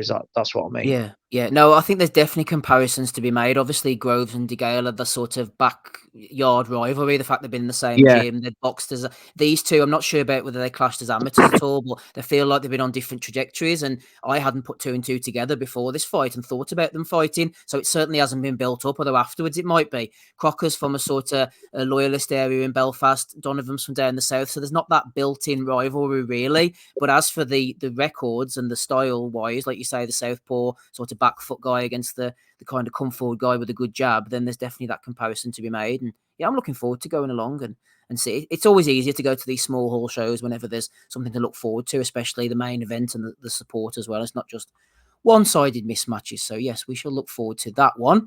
Right, it's 9:25 before we get on to the Belly of the Week, so we're going to have one more point of discussion. I mentioned this earlier. I'm not sure if Andy's back with us, actually, Matty, so we'll go to you first of all, if you don't mind. Eddie Hearn and Frank Warren are becoming strange bedfellows over in Saudi. It's amazing what the lure of the Luca will do for you and get these two born rivals in against each other. Apparently, they said they hadn't met beforehand, although I can't believe that. Eddie's dad, Barry, was obviously head of Matchroom back in the 80s and 90s, and him and Frank would have butted heads then. Eddie came on the scene about 2010, 2011. A lot of fights over here in Belfast as well. You know, Steve, that's the glory of those kind of eyes wide shut parties. Is with the mask, you might not have run into somebody in your life. We don't know. We don't know. In the Kubricon, who knows whether they could have held hands before, but they certainly did with Turkey. Al Sheikh, anyway, he got them together, and they're talking about a versus 5, which is why I'm asking you, Matty. They're saying that 5 of Matchroom's fighters and 5 of Queensberry fighters could go at it. They're going to announce the projected fights, I think, during the week of AJ and Ngannou. Anything that tickles your fancy? That sounds good on paper, doesn't it? It sounds like something that we'd be interested in, but in reality, we'll probably end up with Sam Eggington against Bradley Skeet, or Billy Joe Saunders against John Ryder, or fights of that ilk that we've seen when they've crossed over in the past. And the reality might not be as interesting as the dream. Yeah, I don't know. And Jason actually chipped in and asked me this question. Which Jason? I don't know. I'm trying to remember which one I was chatting with in WhatsApp. But one of the Jasons asked about this card. I mean, there's some interesting possibilities, I guess, going within it. But the question is, are they really willing to put on competitive fights, or are they going to each kick out 2 sacrificial lambs and have one competitive fight in the 5? I don't know on that one. I would kind of, and this is a wild card, I'd kind of like to see Eddie put up Diego Pacheco. Against who? Jack Cullen too? Oh no, he's in his stable as well, isn't it? Oh no, he's boxer now. That's not going to happen. No, I almost think Pacheco to dip his toe in at 175. Who the heck does Warren have at 175? Or yards floating about. Yeah. Nah, it's a bit too much for him, maybe. Amo Williams versus Hamza Shearer, says MB. Ozzy, I asked Matty this last week when we were talking about Beterbiev, Callum Smith. Who would you pick now? I suppose in the light of, this was before the fight, but who in the light of Smith getting battered by Beterbiev, Yard previously losing to Beterbiev, doing a lot better, as you mentioned. Who do you think now, if Yard went against Callum Smith, how would that fight end up?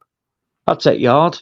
I really would have. I've said it before, I've never really been impressed with Callum Smith. I always think he's had a bit of hype from his promoters, but realistically, when has he ever looked, fantastic? I mean, he scored that brutal KO where that guy was like shaking on the floor, but he lost against John Ryder. He's always underwhelming in terms of these fights. I think his best win's probably a decaying George Groves, who had to take the fight because he was offered absolutely millions in that World Boxing Super Series, but his shoulder was absolutely knackered.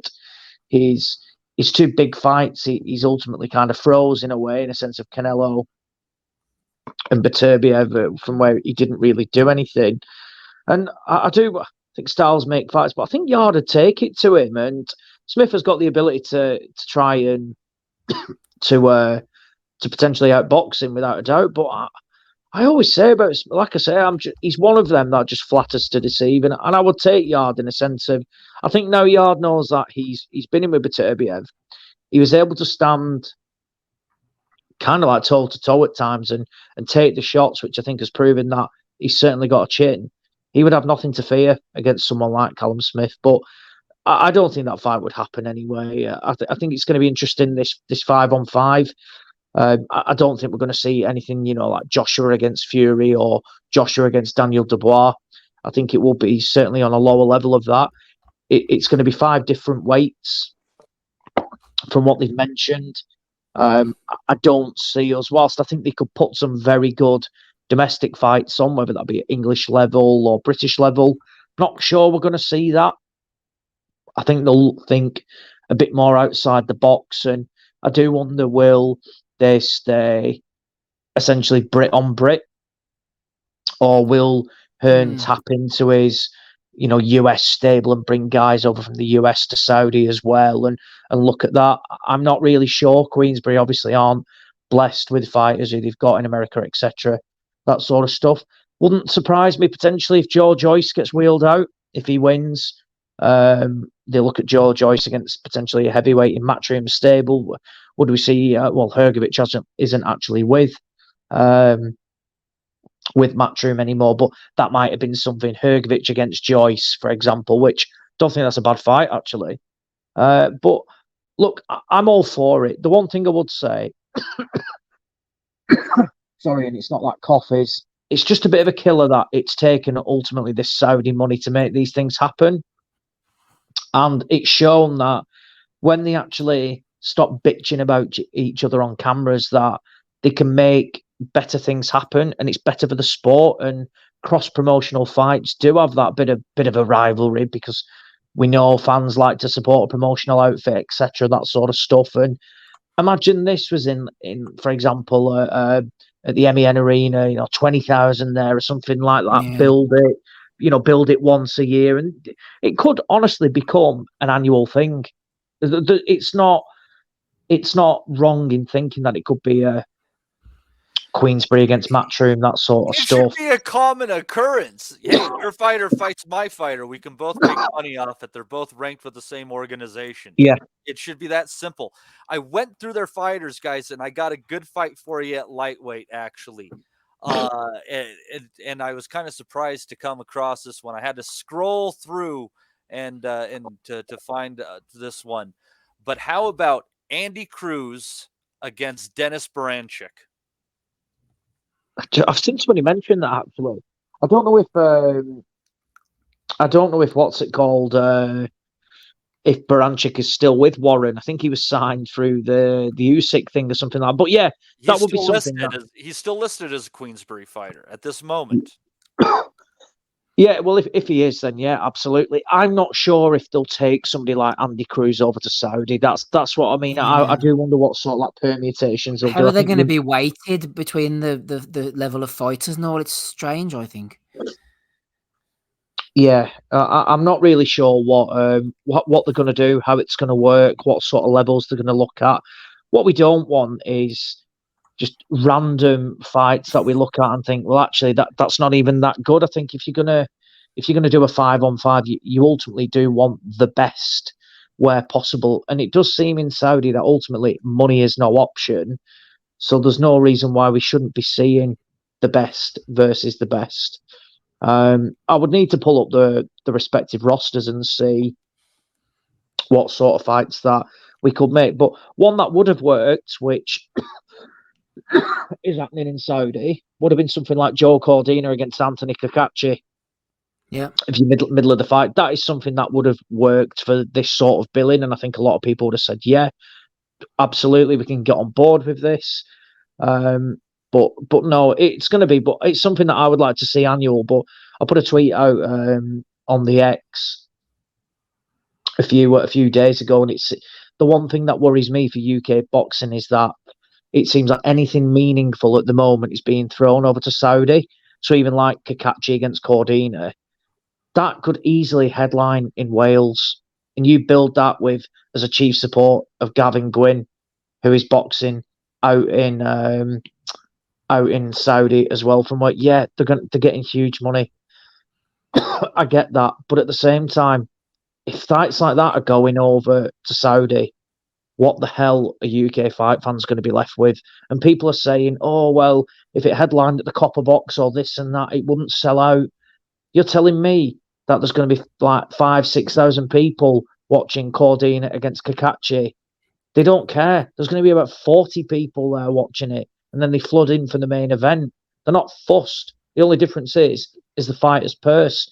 And unless you are the accountant or the manager of the said fighter and you're getting a percentage, the purse should not bother you. But you want the meaningful fights where possible to be on in the UK, and we don't want everything going to Saudi and running the risk of just leaving UK fight fans with watered down rubbish. And Rob, who's jumped on, you're very welcome this evening. Saudi, it's building. The best are sort of fighting the best, but so far the very best haven't fought the very best. They haven't quite cracked that just yet. Well, they've only just started, haven't they? Like, and they pulled out. They've had Fury fight over there. Joshua's going on his second fight. Fury's going on his second fight. Building. His Excellency has already said he wants Haney and Shakur Stevenson. He wants to try to make that happen next. I don't know. Chance. I think he's a listener of the pod because we were calling for him to get to the lighter weights, and I think he's listening, His Excellency. So there's no way they'll take that to Saudi, will they? Let's be honest. Well, I don't know, dude. If he waves enough fucking braid in front of it, I'd be very surprised. But this guy seems to have an unlimited budget. Like, how the fuck did he manage to pull off? Fury would have got paid a hell of a lot of money, and Ngannou got paid a hell of a lot of money. AJ gets paid a hell of a lot, and they've stacked undercards too. So obviously the budget is not an issue. Like, so if he really wants to make Haney versus fucking Shakur, they're not going to make that fucking kind of money fighting each other any other time, and there's going to be network shit and all that. At least His Excellency kind of takes that out because he pays both networks, doesn't he? Like, he's a great lad. He's a great. And as soon as he fucking decides to dip his toe in the podcasting world, we'll be right there. Holding his hand. Yeah, exactly. Brothers for life. But no, it's like, I honestly, I hear what Ozzy's saying, but I don't get to see many fights anyway because Ireland didn't really have them for a long time. So, like, if this, it seems like a step in the right direction for the sport in terms of, right, we always had that fucking Queensbury versus Matchroom thing. It was petty, it was stupid, it was childish. And basically, the two of them existed for the last 2 years just to fucking be on YouTube talking about each other. It was got to the stage where it was so fucking boring and counterproductive because the fights never got made. And this fella saying, look, fuck this, I'll pay the two of you, shut the fuck up about the money, I'll pay the two of you, just let me have your fighters fight each other. Best thing for it, isn't it? Like, so let's see how he does if he it's early doors, like I said, they've had a couple of shows, but the shows have had big names on them and kind of competitive cards and a bit of an upset in there. And it seems like boxing is warming to this shit. Like, so if he can make fights happen, think about how many weeks we'd be here fucking just getting by on fumes when there's no, there's one card on in America and there's one headliner and the undercard is shit. The Saturday night in Boxer is shit. And we're just sitting here trudging through old tripe. Well, if he can change that, like, more power to him, you know what I mean? So it makes it more exciting. Like, No, absolutely. Speaking of old stripe, like I was watching Boxer last night. Do you want to talk about that? Like, go on, go ahead, yeah. What a fucking, like, how the fucking mighty have fallen. Like, you've got fucking, you've come from Eddie, who used to get absolute pelters, and deservedly so a lot of the time, because he used to set, at least he used to dress up these fucking, he used to dress up mutton as lamb, didn't he? But he did a better job selling it. This shit last night was a Zach Chelly. Was it Zach Chelly and Jack Cullen, or is it Jack Chelly and Zach Cullen? Whatever the fuck. Whichever combination you choose. Get that Chelly's dad off the fucking telly, by the way. Don't let fucking dad Chelly back on the telly. He's not fucking good look. Like, he's like a fucking Angel Garcia or something. Isn't he shouting from the rooftops about the best super middleweight in Britain? Well, if that's it, like, that was a fucking terrible fucking fight on a Saturday night shit show, followed by an absolute fucking robbery against Michaela Mayer. Like, all jokes aside, I say, you know, I was laughing in the group chat, like saying Jonas was winning handy, but I thought Jonas won the first 2 to 3 rounds, maybe. Then Mayer just destroyed her for the rest of the fight. Like, and she was hanging on fucking, she hurt her badly as well. She had, like, she looked like she was going to knock her out in the 10th.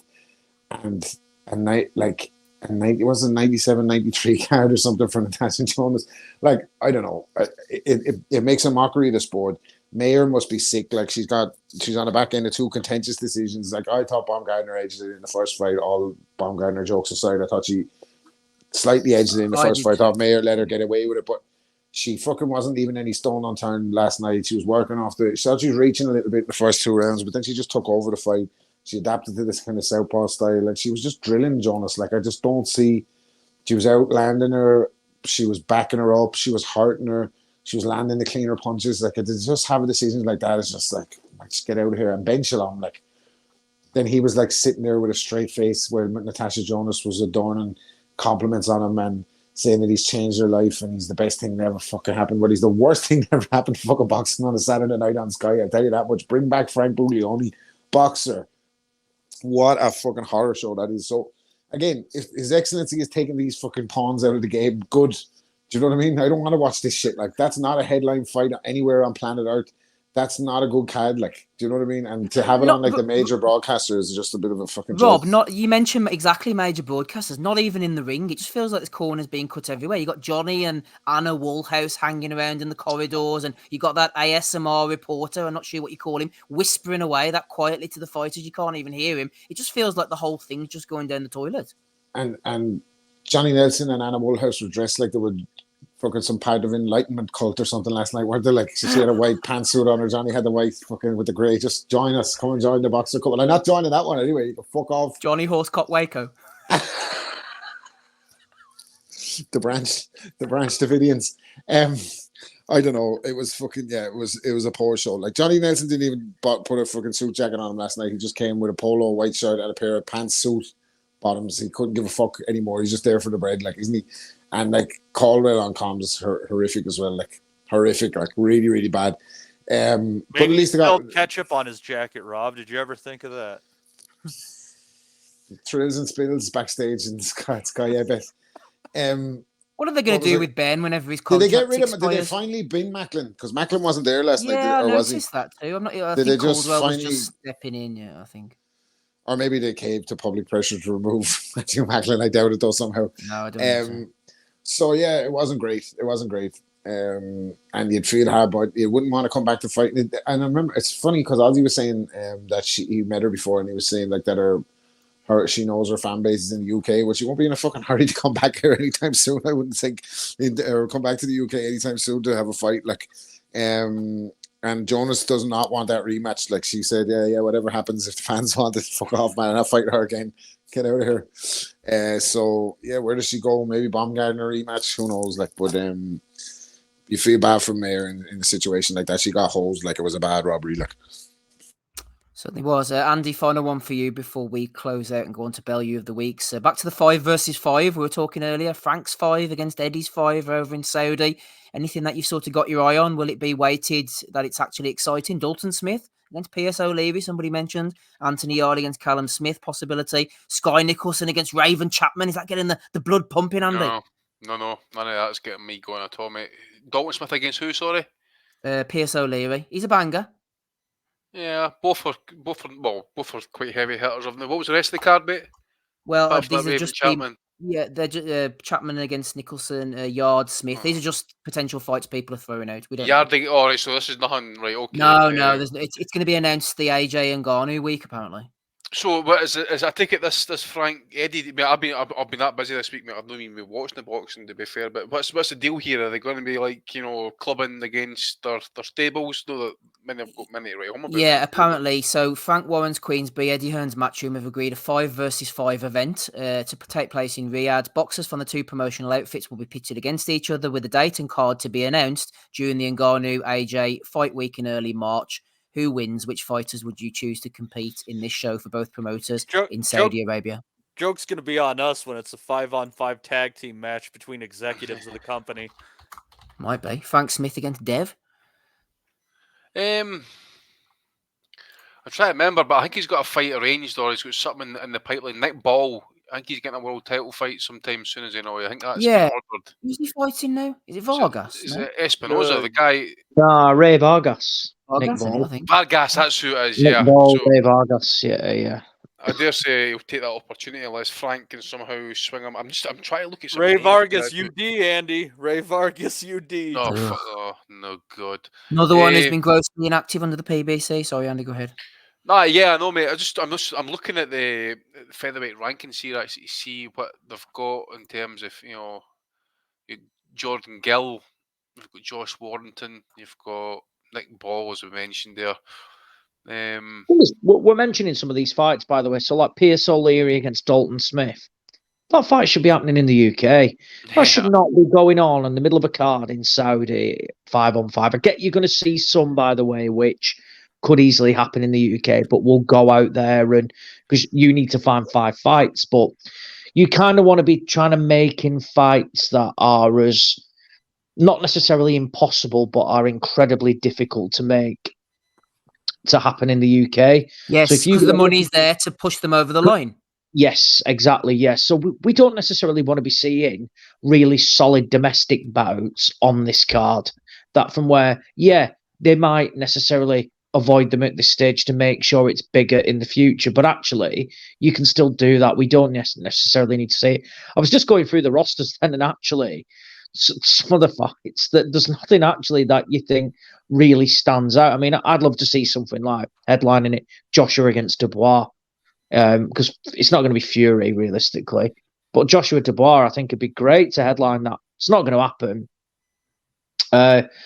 And then you've got others as well. I think that women's fight actually, Nicholson Chapman's not bad, and I think Chapman would win. But it's going to be really interesting to see what they go with. I don't know what they're going to do, how they're going to do it. Like we said, 5 different weights. So what weights are they going to go for? Wouldn't shock me if we see Maxi Hughes potentially on there. If depends when it's going to be as well. They said when the 5-on-5's going to be. Fighting Williams Zepeda. I was right to say Hughes has got a fight arranged, or something's in the pipeline. Yeah, if they're announcing it March, Ozzy, I imagine probably for the summer, maybe like July or June or something. Yeah, but when does that Riyadh season finish? Well, I don't think it ever finishes. March time. It's March time, I'm sure somebody said. I think it's like Easter and it kind of floats every year. Yeah, exactly. And I think it resumes then in the winter, our winter type of thing. So is it going to be announced and then it's going to happen? It might kick off Riyadh season in, say, September, October time, which then actually you can look at some fights and say that, well, he's boxing, but he's still going to do this. Or we're going to look at 5 people regardless. And their next fight will be on this show as well. So not really sure how it's going to work, but That'll be a Golden Boy card, that Williams Zepeda fight, mate. So that'll be Vegas. March are talking about that one. Yeah. We'll wait and see. I mean, Joshua Ngannou's not a long way away, so we'll wait and see. And I'm sure murmurings will come out about what we're going to see and things like that. But as I've said then, we want to be seeing the fights that are as good as impossible to make, and the extra budget in Saudi can get them over the line. Not really good domestic fights like Gwyn against Mark Chamberlain, Kakachi against Cordina, stuff like that. We don't want to be seeing that propping up cards over there when they could easily headline shows over here. Well said, Ozzy. Well said indeed. Just a couple from the chat here. Alex Bellotti says Saudis have banned women's boxing and YouTube boxing. legends. We've got Wardley versus McKean, Itoma, Fisher as well. It's not getting the blood racing, is it? This really? Yeah, I mean, what the fuck's that? I mean, the 2-man against Fisher on a fucking Saudi card, mate. I mean, fucking, it'd be the ideal fight. I mean, if put on as a filler for an Eddie show at the U2 at the O2 or something. I was waiting to say U2, fuck's sake. O2. Bono against somebody on the undercard. I thought we could wish. Turbiev? You mind saying No, that? Bono against Dickhead. What do they call him? Geldof, man. I think that'd be a great one. Two wankers. We didn't know who to vote for, who to support that one, would you? Double knockout. Yeah. Honestly, I just put my laptop up there. Actually, as Ozzy's mentioned about having to go to bed soon, that because he's got to be up early. I'm looking at my call log for what a fucking chaos, man. I know, it's bonkers. Dreading. I need to get up at 7:30 at this rate, man. Like, I know. We're finishing off with the Bellew of the weeks now. Matty, nothing else we need to add in? Any cards I might have missed before we go on to Bellews? No, and I think if we happen to run across them, we can get to them next week. Excellent stuff. Thank you very much. Fuck, I'm only after getting here. Relax, really. The party's only starting. Well, we're worried about you getting blown away, man. If it's anything like up here. Listen, don't worry about me getting blown away. It's going to be all right. You seen the state of County Meath fucking petrol station? Jesus fuck. See the state of County Meath before the storm. It's grand. There's pair cunts getting up in fucking Oslo, man. Jesus Christ. Even the spaceships aren't coming down, Rob. It's that window. No, it's not too bad. I'm in the southeast, so it's not too bad. I think up by Steve in the northwest, they're getting battered. Bad up here. I thought the roof was going to be Isn't it amazing what a difference 20 years makes? 20 years ago, you're just worried about getting blown, not blown away. Blown up. Well, I wouldn't say worried about it. Seeking it. Careful what you wish for, boys. Right, on to Bellew Week, episode 556. Ozzy's left us. Thank you for coming back tonight. Oliver, Rapping Bob Kelly's still with us, thankfully. So is Matty, Andy, and me, Steve, playing us in. This was from Tim Boxayo a couple of weeks ago. I've been saving it up. Ramadani Ali was in the ring in Tanzania. Respect to everyone who steps in the ring. He was in against Haruna Mando. Here he is. Here's Haruna. 25 years young, Haruna, according to his birth certificate anyway. Getting in the ring for the first time. Debutant he was. And this was quite the show. Never mind misfits boxing. This was some kind of misfit going on.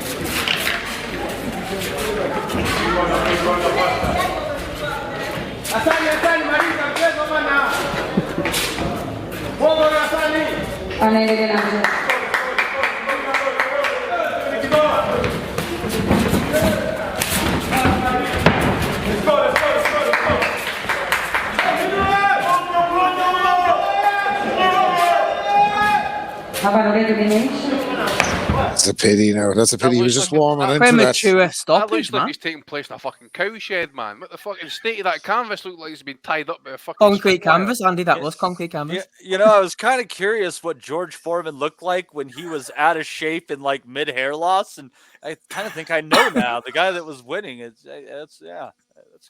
That's a bit. He was only warming into it, man. That's fucking unfortunate injury that's made him. He was set to continue. The guy with the Apollo Creed trunks will look like the Tanzanian version of bloody Charles Bartley, didn't he? Did you not see him switching southpaw and all? A different kind of master of disaster in King of Sting there. Fuck me.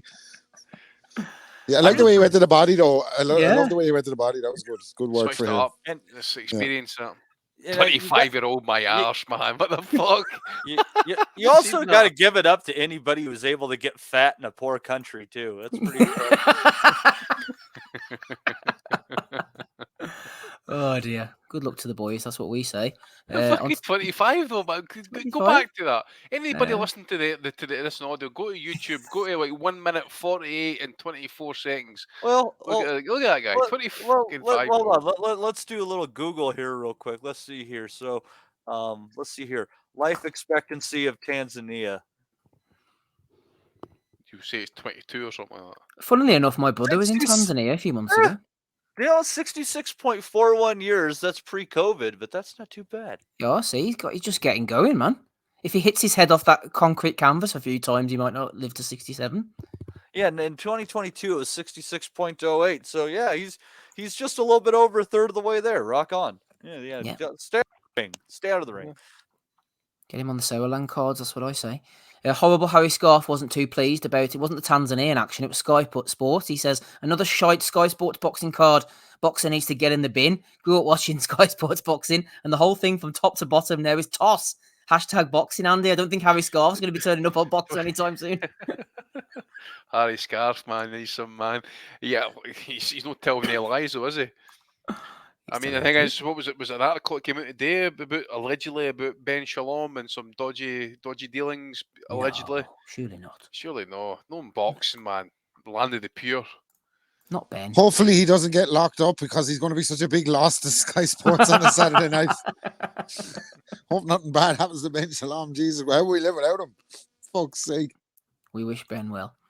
Nick Pete, here's my scorecard for Jonas versus Mayer. Just one round in it. Couldn't complain. It's a 5-5 draw either, but middle round is what mattered. And there we are. Got a little brackets there. NJ, big start. Energy and versus accuracy, Right. bigger shots. Let me just end this right now. Guess where Nick Pete is from. Oh, I don't know. I'll give you two guesses, but you're only going to need one, Steve. Yeah. Accrington Stanley. Who are they? Exactly. He's on the Fight Disciples, isn't he, Pete? Isn't he the one that looks like Smigger Smig and Jim Royal's love child? Allegedly, aye. Oh, I think he is. He's doing bits. He's enjoying himself. Fucking Fight Disabled. Fight Disabled. One of those people who gets like really pumped up watching Dirty Dancing. Don't we all, Matty? Danny says Fat Paul struggling to understand Ebeturbiev can be in good shape at 39 when he couldn't. Paul Smith, former boxer turned trainer.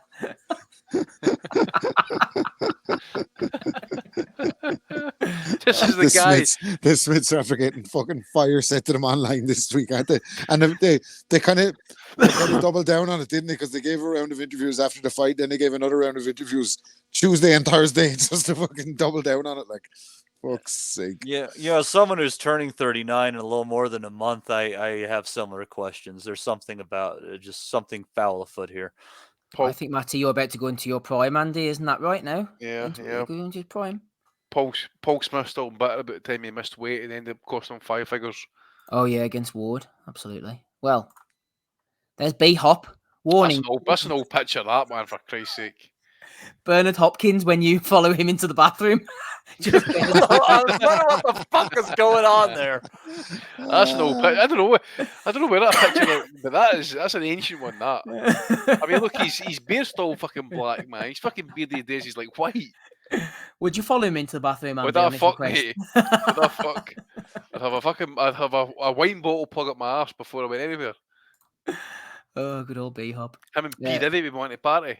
Yeah. Alicia Baumgardner says that the weight that's been lifted off me. And Amanda says, I'm so happy for you. You showed so much strength and grace. Thank you, says Alicia. There you go, Matty. Alicia now identifies as innocent and she's acquitted herself. Hey, I'm not here to speak when the Alicia Baumgardner expert is here. I have to divert to Mr. Kelly on this one, Steve. No, I think this bitch was lying. She's cheater. Team Alicia. We support her all the way. Tony Bellew says, get in. Brilliant. Well done, champ. Tasha Jonas. And the chief jumped in and said, please show me a fighter who's got stronger with age. She's 39 and she's getting quicker and sharper. Physically, that's not usually possible, but she's doing it. Our great sport is looking at like baseball was. He's cut and pasted Tony's tweet from Beterbiev Smith, man. Brilliant from the chief there. That's brilliant. That. I'm not wanting to get the menopause as well, eh? Yeah, exactly. She's got a tough chin. She's getting through it. Dan Raphael was beefing with Beefy. He's got more testosterone at 39 than probably us four brothers put together, says Liam. Dan says, seems to me my man, and he tags in Liam, should learn what an atypical test means instead of throwing shade because his brother got destroyed. Cold. Flying in like it's the buffet for Fat Dan, man. I wouldn't doubt that one better Biev is worth 4 Smiths. I think that's a fair comparison. Big Dan coming in there like Storm. What's the Storm I've got now? Storm Irene, what you call her? Or Aisha, or fucking Storm Aisha, I think it is. Whatever the bitch is called, man. Fucking hell. Flying in. flying. Dan's in, coming Dan. in there, fucking throwing it about. Here we go. Yeah. He look. Here we go. Hold on. Why does Smith look like a fucking extra from like the city, the elite city in the Hunger Games? What the fuck? He's unhappy, Matty. He's unhappy. Fat Dan's going in on him.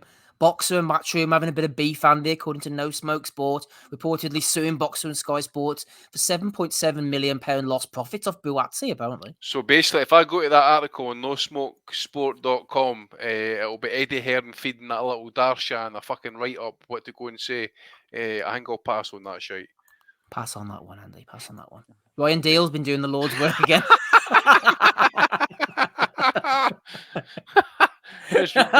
Shit. He's a bad man, isn't he? He's a fucking bastard, doesn't he? Good old Ryan. Yeah, go and watch the Bellew of the Week. Cut on YouTube. Yeah, what did she put on their OnlyFans page, Rob? Do you know? Michaela Mayer's OnlyFans? Yeah, we've been on it, Rob. Subscribing to that. What's it called? I'm fucking subscribing to that one. Rob, I think you're missing out because although I'm not a subscriber, from the pictures that I have seen, her jump in weight has been entirely in her ass. So I think you're missing out. Yeah, but you can still see her fucking jaw from space, like the Great Wall of China. So I don't know. Yeah, of course, it's for courses. Would you have let Michaela on the tour bus, Rob? We weren't fucking good enough to have a tour bus. You could have come in the back of the Volkswagen Polo at some stages. You wanted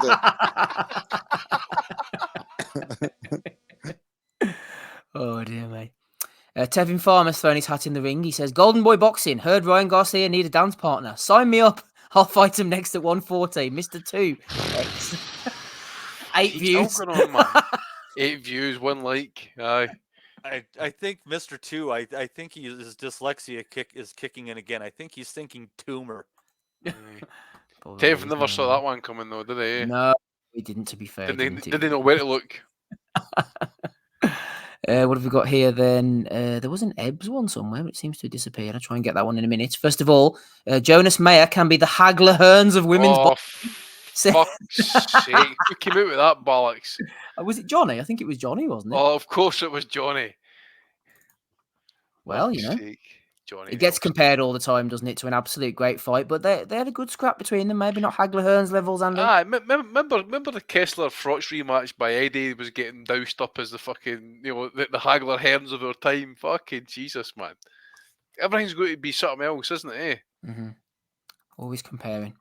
Blonde Bomber said, I can't wait to get back to mauling cunts. It's what I do best, let's be real. Someone in the chat, the Nutters chat in there, Matty said, we don't want to know what you get up to on your OnlyFans. Yeah, we do. Yes, we fucking do. If she's going down there scranning out the pussy, that's what we want to see. She's loving life. What else we got here? Oh, here we go. PSN Coins was talking to, I can't remember who. Liam Beefy Smith. He said, I'm willing to bet a large percentage of the men who grew up in the Chechen Dagestan region have unheard of levels of testosterone compared to those of us in countries where our men are becoming women and women are becoming men at a rapid rate. Fuck's sake. I tell you what, man, it never... I would really like all these people who think that like the Chechen model is much better. I urge you to go to Chechnya. And if you think it's fantastic, I don't think much is going to be stopping you. They're looking for all sorts of men in their 20s and that part of the world right now. I saw the fucking video a long time ago. Let me tell you something. That'll put years on you. Just mind yourself. And not to mention the fucking risk of being sold into fucking some kind of sexual slavery out there. Fucking hell. Well, you already got the beard, Rob. You're halfway there. Get out there with Big Daddy Brown. Dagestan over here just means like a nightclub full of fucking ugly ones. I thought that was a Hagistan. No. Andy, I didn't say Hagistan. Leave him alone, Matty, for goodness sake. Like Tony Bellew. Rick Glazer tweeting out, he said, from Quality Source, the first PBC Amazon pay-per-view is now reputedly going to be March 30th with no for sure fight made of as yet, and Canelo will be May the 4th. I'm hearing Jamal Charlo for Canelo, hopefully not. But still nothing official from the PBC, despite the fact it's been 42 days since the announcement. And then Joseph Webb, friend of the pod, jumped in and said, Rick, I love the way you get behind this guy and back him. You're a true friend and a boxing icon. Unfortunately, Matty, Rick wasn't happy about that. He said, take that down or you will be blocked immediately. Yeah. He really does take great offense to all of these things while wanting to run his mouth as he so chooses. He's a kind of thin-skinned little bitch, I think. Oh, he is, I'd say he is. Well, he's in bed with Oscar now. Well, not literally, I wouldn't have thought. How He many? wouldn't know, I suppose. How many grams do you think Oscar was in when he got into them? I have Like no I'd say that's like a 2 or 3 fucking day. Like, you know what I mean? He hasn't just fucking brought them with him. Maybe he has. Well, he's actually doing in the Cabo right now with the missus, so he's getting plenty of the good stuff doing in that neck of the region, by the way. Cops coming around, shaking him down every 10 minutes. Come on, Oscar, we're finding you again, pal. Give me the fucking money, you're going to jail. We're here, pal. We've got a couple of lines together here. I've got a photograph of myself and me gunning like a motherfucker. Right, final one from me here. I'm the most wanted man in the welterweight division. Nigel Benn labels himself a promoter's dream as he calls out a plethora of big names, Andy. Maybe Peter Dobson is included in that. Yeah, Peter Dobson. I actually watched a wee bit of Peter Dobson last night, by the way. And see, to be honest, he's okay, but he's very, very one-paced, very much a counter-puncher. There's a bit of movement. I'd imagine if Ben can somehow set a pace, he probably outpoints him, possibly. But it'd be interesting to see if how decent this guy right hand is, because the fight I did watch actually had the guy in his arse twice with right hand, and didn't seem to be nothing shots, but the guy went down heavy enough, so I maybe need to watch a wee bit more about him. But I see he was on Twitter today. I think it was Conor Ben saying to tell Kell Brook to stay retired. I mean, that's who he's actually calling out. So this plethora of big names that he's fucking wanting, the most wanted man in the welterweight division. Yeah, I didn't hear anybody calling him out. Why is that? Can't fight in most jurisdictions. Exactly. Where is he? Where's he fighting in America this time? Is it back in Florida again? Where careers literally go to die. Where, like, honestly, fucking. I have to laugh at that guy. He's hilarious in his own way, like, because he's fucking completely oblivious or deluded or whatever the fuck is. But he was saying, like, oh, I'm not going to fight Josh Kelly, like, because he's a good fighter, but he's not on my radar. Josh Kelly, I'm no big Josh Kelly fan, but Josh Kelly's about 10 times better than fucking Conor Ben. Like, Josh Kelly will box the fucking ears off Conor Ben, as a matter of fact. But yeah, you don't he's think not on he'd his get radar. caught with a right hand in between left hooks? No. I think Conor Ben would probably be the only fella there that'd be there for the end of the 7th left hook, to be honest with you. Oh dear. Right, those are all the ones that I've got. What have you got to throw in? Anna, Matty, sorry, I know you had the Bernardo Asuna one, didn't you? About a nickname. Yeah, who was that? It was the McKenna fight. Aaron McKenna, yeah. He's called the Silencer. And so Bernardo Asuna, as McKenna was going about his body assault, said, his nickname is the Assassin. It should be Body Punch Guy.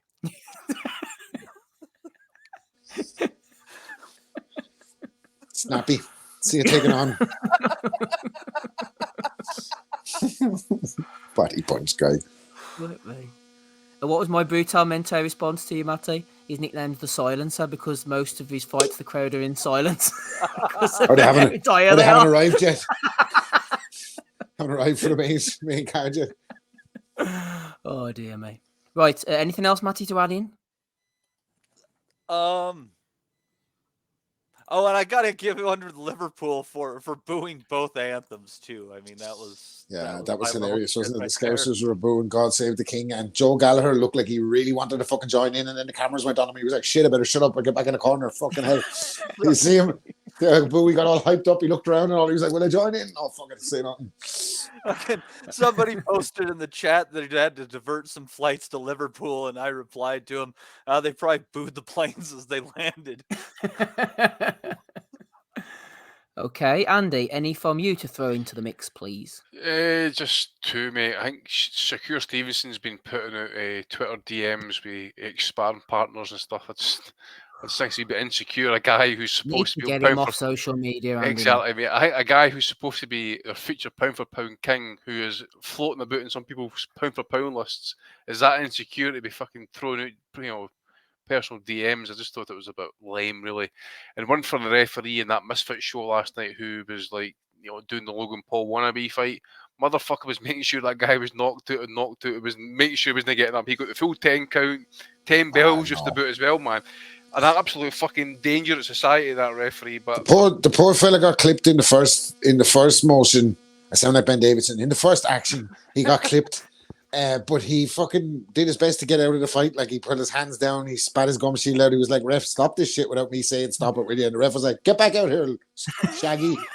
And then the man came in and fucking laid him out. Like, and then he counted to 10 like a sick maniac fucking referee from the 1980s. No, Mills Lane used to always do that shit, didn't it he? was Steve Smoger. It was proper Steve Smoger-esque, by the way. That's like the Lebanon stoppage plus. It's like if you would have fucking kept counting his boy fucking down on the fucking ground. See how many fellas went over on their own one leg like that. Mills Lane started to count for 1. You're like, fucking waste, wave it off. He took his time with the count as well. The first time, didn't he? It was a slow 10, that one. Like. Yeah. Give him every opportunity, Andy. Did Elbrook win? Yes, that's all you can ask for. Oh, actually, won first round knockout, mate. First round knockout? Aye. Quick finish for Elbrook. Oh, mate, I'm telling you, she's the power now. She's a professional at that, mate. See the power on that right hand, though, man. Can rattle some G spots, like. Although I was talking to a gynecologist mate of mine, by the way, he claims he doesn't fucking believe in it. It doesn't exist, he says. Need to meet up with Elle. Oh my gosh. Amazing. Anymore, That's just Andy? what he told his missus, isn't it? Listen, I'm a gynecologist and I know it doesn't exist. Stop going on about it. Fucking arguing with science over here. Shut up about it. You know, typically speaking, she's used to being on the other side of a quick finish. Oh, God. Well, we wish her well. Come on, Rob. Come on. Matty's not taking this seriously. Go on, Andy. Any from you? That's it, mate. That's my mate. Roberto, what have you got for us?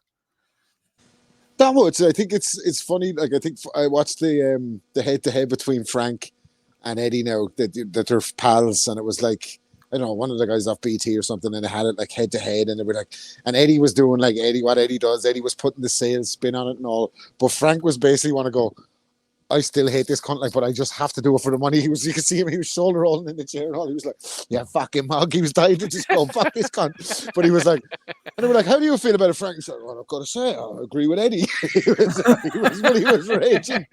I bet Frank went for a fucking shower after that press conference.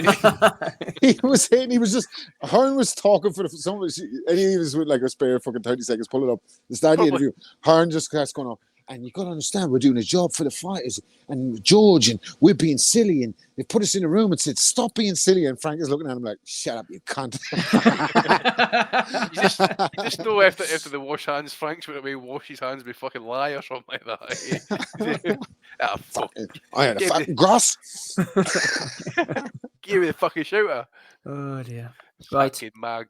Let's go through them quickly then, and then we'll make our picks. First of all, we had the Blonde Bomber. That was Ebbs. We had Harry Scarf going in on Boxer. We had Nick Pete making his scorecard known. We had Fat Smigger on Talk Sport. B-Hop there. Got a nomination. Alicia Baumgardner as well. Tony Bellew getting owned by the Chief. Liam Smith getting owned by Fat Dan.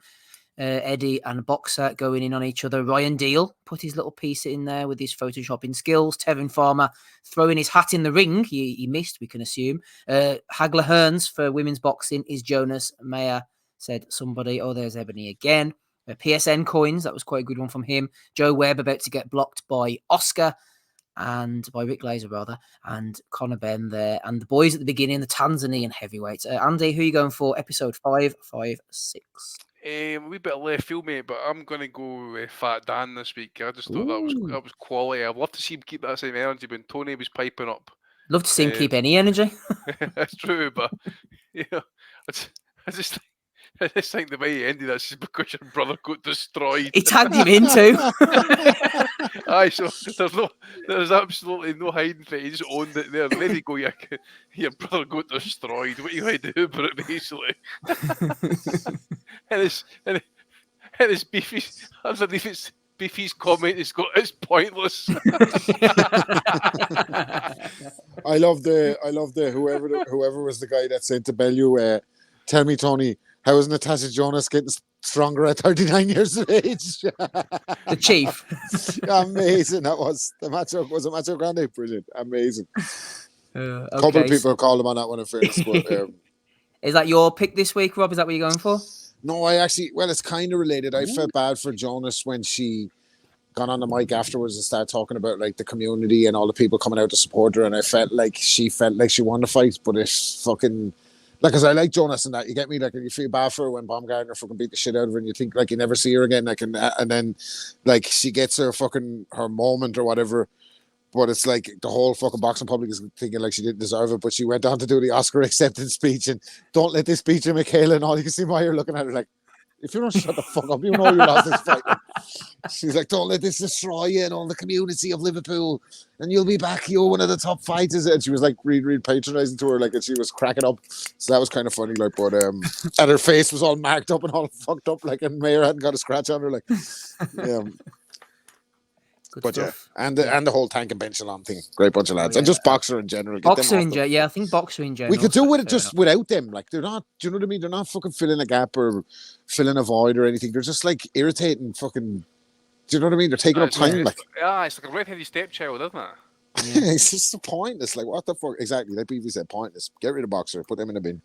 Pointless Boxer, put them in the Value of the Week bin, and also alongside the Fat Dan, Liam Beefy Smith beef. Matty, it's wide open. From Chuck, actually, when he said Johnny Nelson said Mayer should just get over it. Don't let this defeat her. Just fucking get over it. Get over it, man. She's not robbed, not fucking. The fucking irony coming from Johnny Nelson saying he should go over a fucking robbery. Holy fuck! This guy cried about every defeat that he had. He went on like years later about Guillermo Jones being a fucking drugs cheat because he failed a drugs test in a fight like 20 years before he fought him previously. Fucking, and he goes on about the tradesman shagging his dog. Come on, Johnny.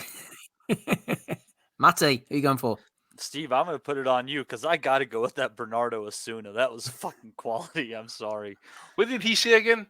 He said his nickname is the Silencer, but he should be Body Shot Guy. Oh. I was just like, that's fucking great. You wonder how he picked up his missus in with that. He's single. I was probably like, I'm your date tonight, cum shot guy. Yeah. I'm just getting the back seat with me. I'm handy guy. Feel tits guy. Body bag guy. Oh dear. Right, I'm going to go with Andy on this one. Get Meyer off the screen. It feels like she's looking straight at me. And fucking get her off. You probably couldn't get her off, Rob. Have you seen her boyfriend? Yeah, Rob. There's a bucket of ice water for you. Rough and tough. You ain't gonna do shit. Right. Congratulations to Fat Dan. And now I know why Oscar was so mad. Sorry, by the way, just a quick segue. I know why Oscar was so mad in the 24/7 versus Floyd when he stole his bag. He was wondering about what the fuck was in it. Floyd stole my bag. I got to get it back. Oh, I dread to think. Yeah, I'm going to go with you, Andy. We'll go for Fat Dan and Liam Beefy Smith's beef. They are the Value of the Week winners for episode 556. And that is where we should leave it. Nice short one tonight. No super Dan only spotted that because he has Beefy said in his Twitter notifications just to pop up anytime he sees it. I was going to say Dan's feud with beef continues. Horrible cycle. Fake beef. Right, thanks to the boys for coming on. Rob Kelly was here, Matty, Andy, Ozzy made a big return. I've been Steve Wellings. Don't forget to hit to like, subscribe, do all those beautiful things. We'll be back same time, same place next week with Matty in the hot seat. Here is the outro, and have a good week, everybody. Bye. We'll never forget. I think that's good happening. Go to move! We want to be honest, yeah? Crying like a little bitch. I've never met a fucking swank that can fight me. I fell asleep. You're a fucking bum, you're a fucking asshole. Grumpo fucking Steltskin. But allegedly, Oscar Rivas has failed a test. 7 year ain't. I will fucking smash fucking you. I hope you fucking die. Be safe. I love Boxing Asylum. It's as simple as that.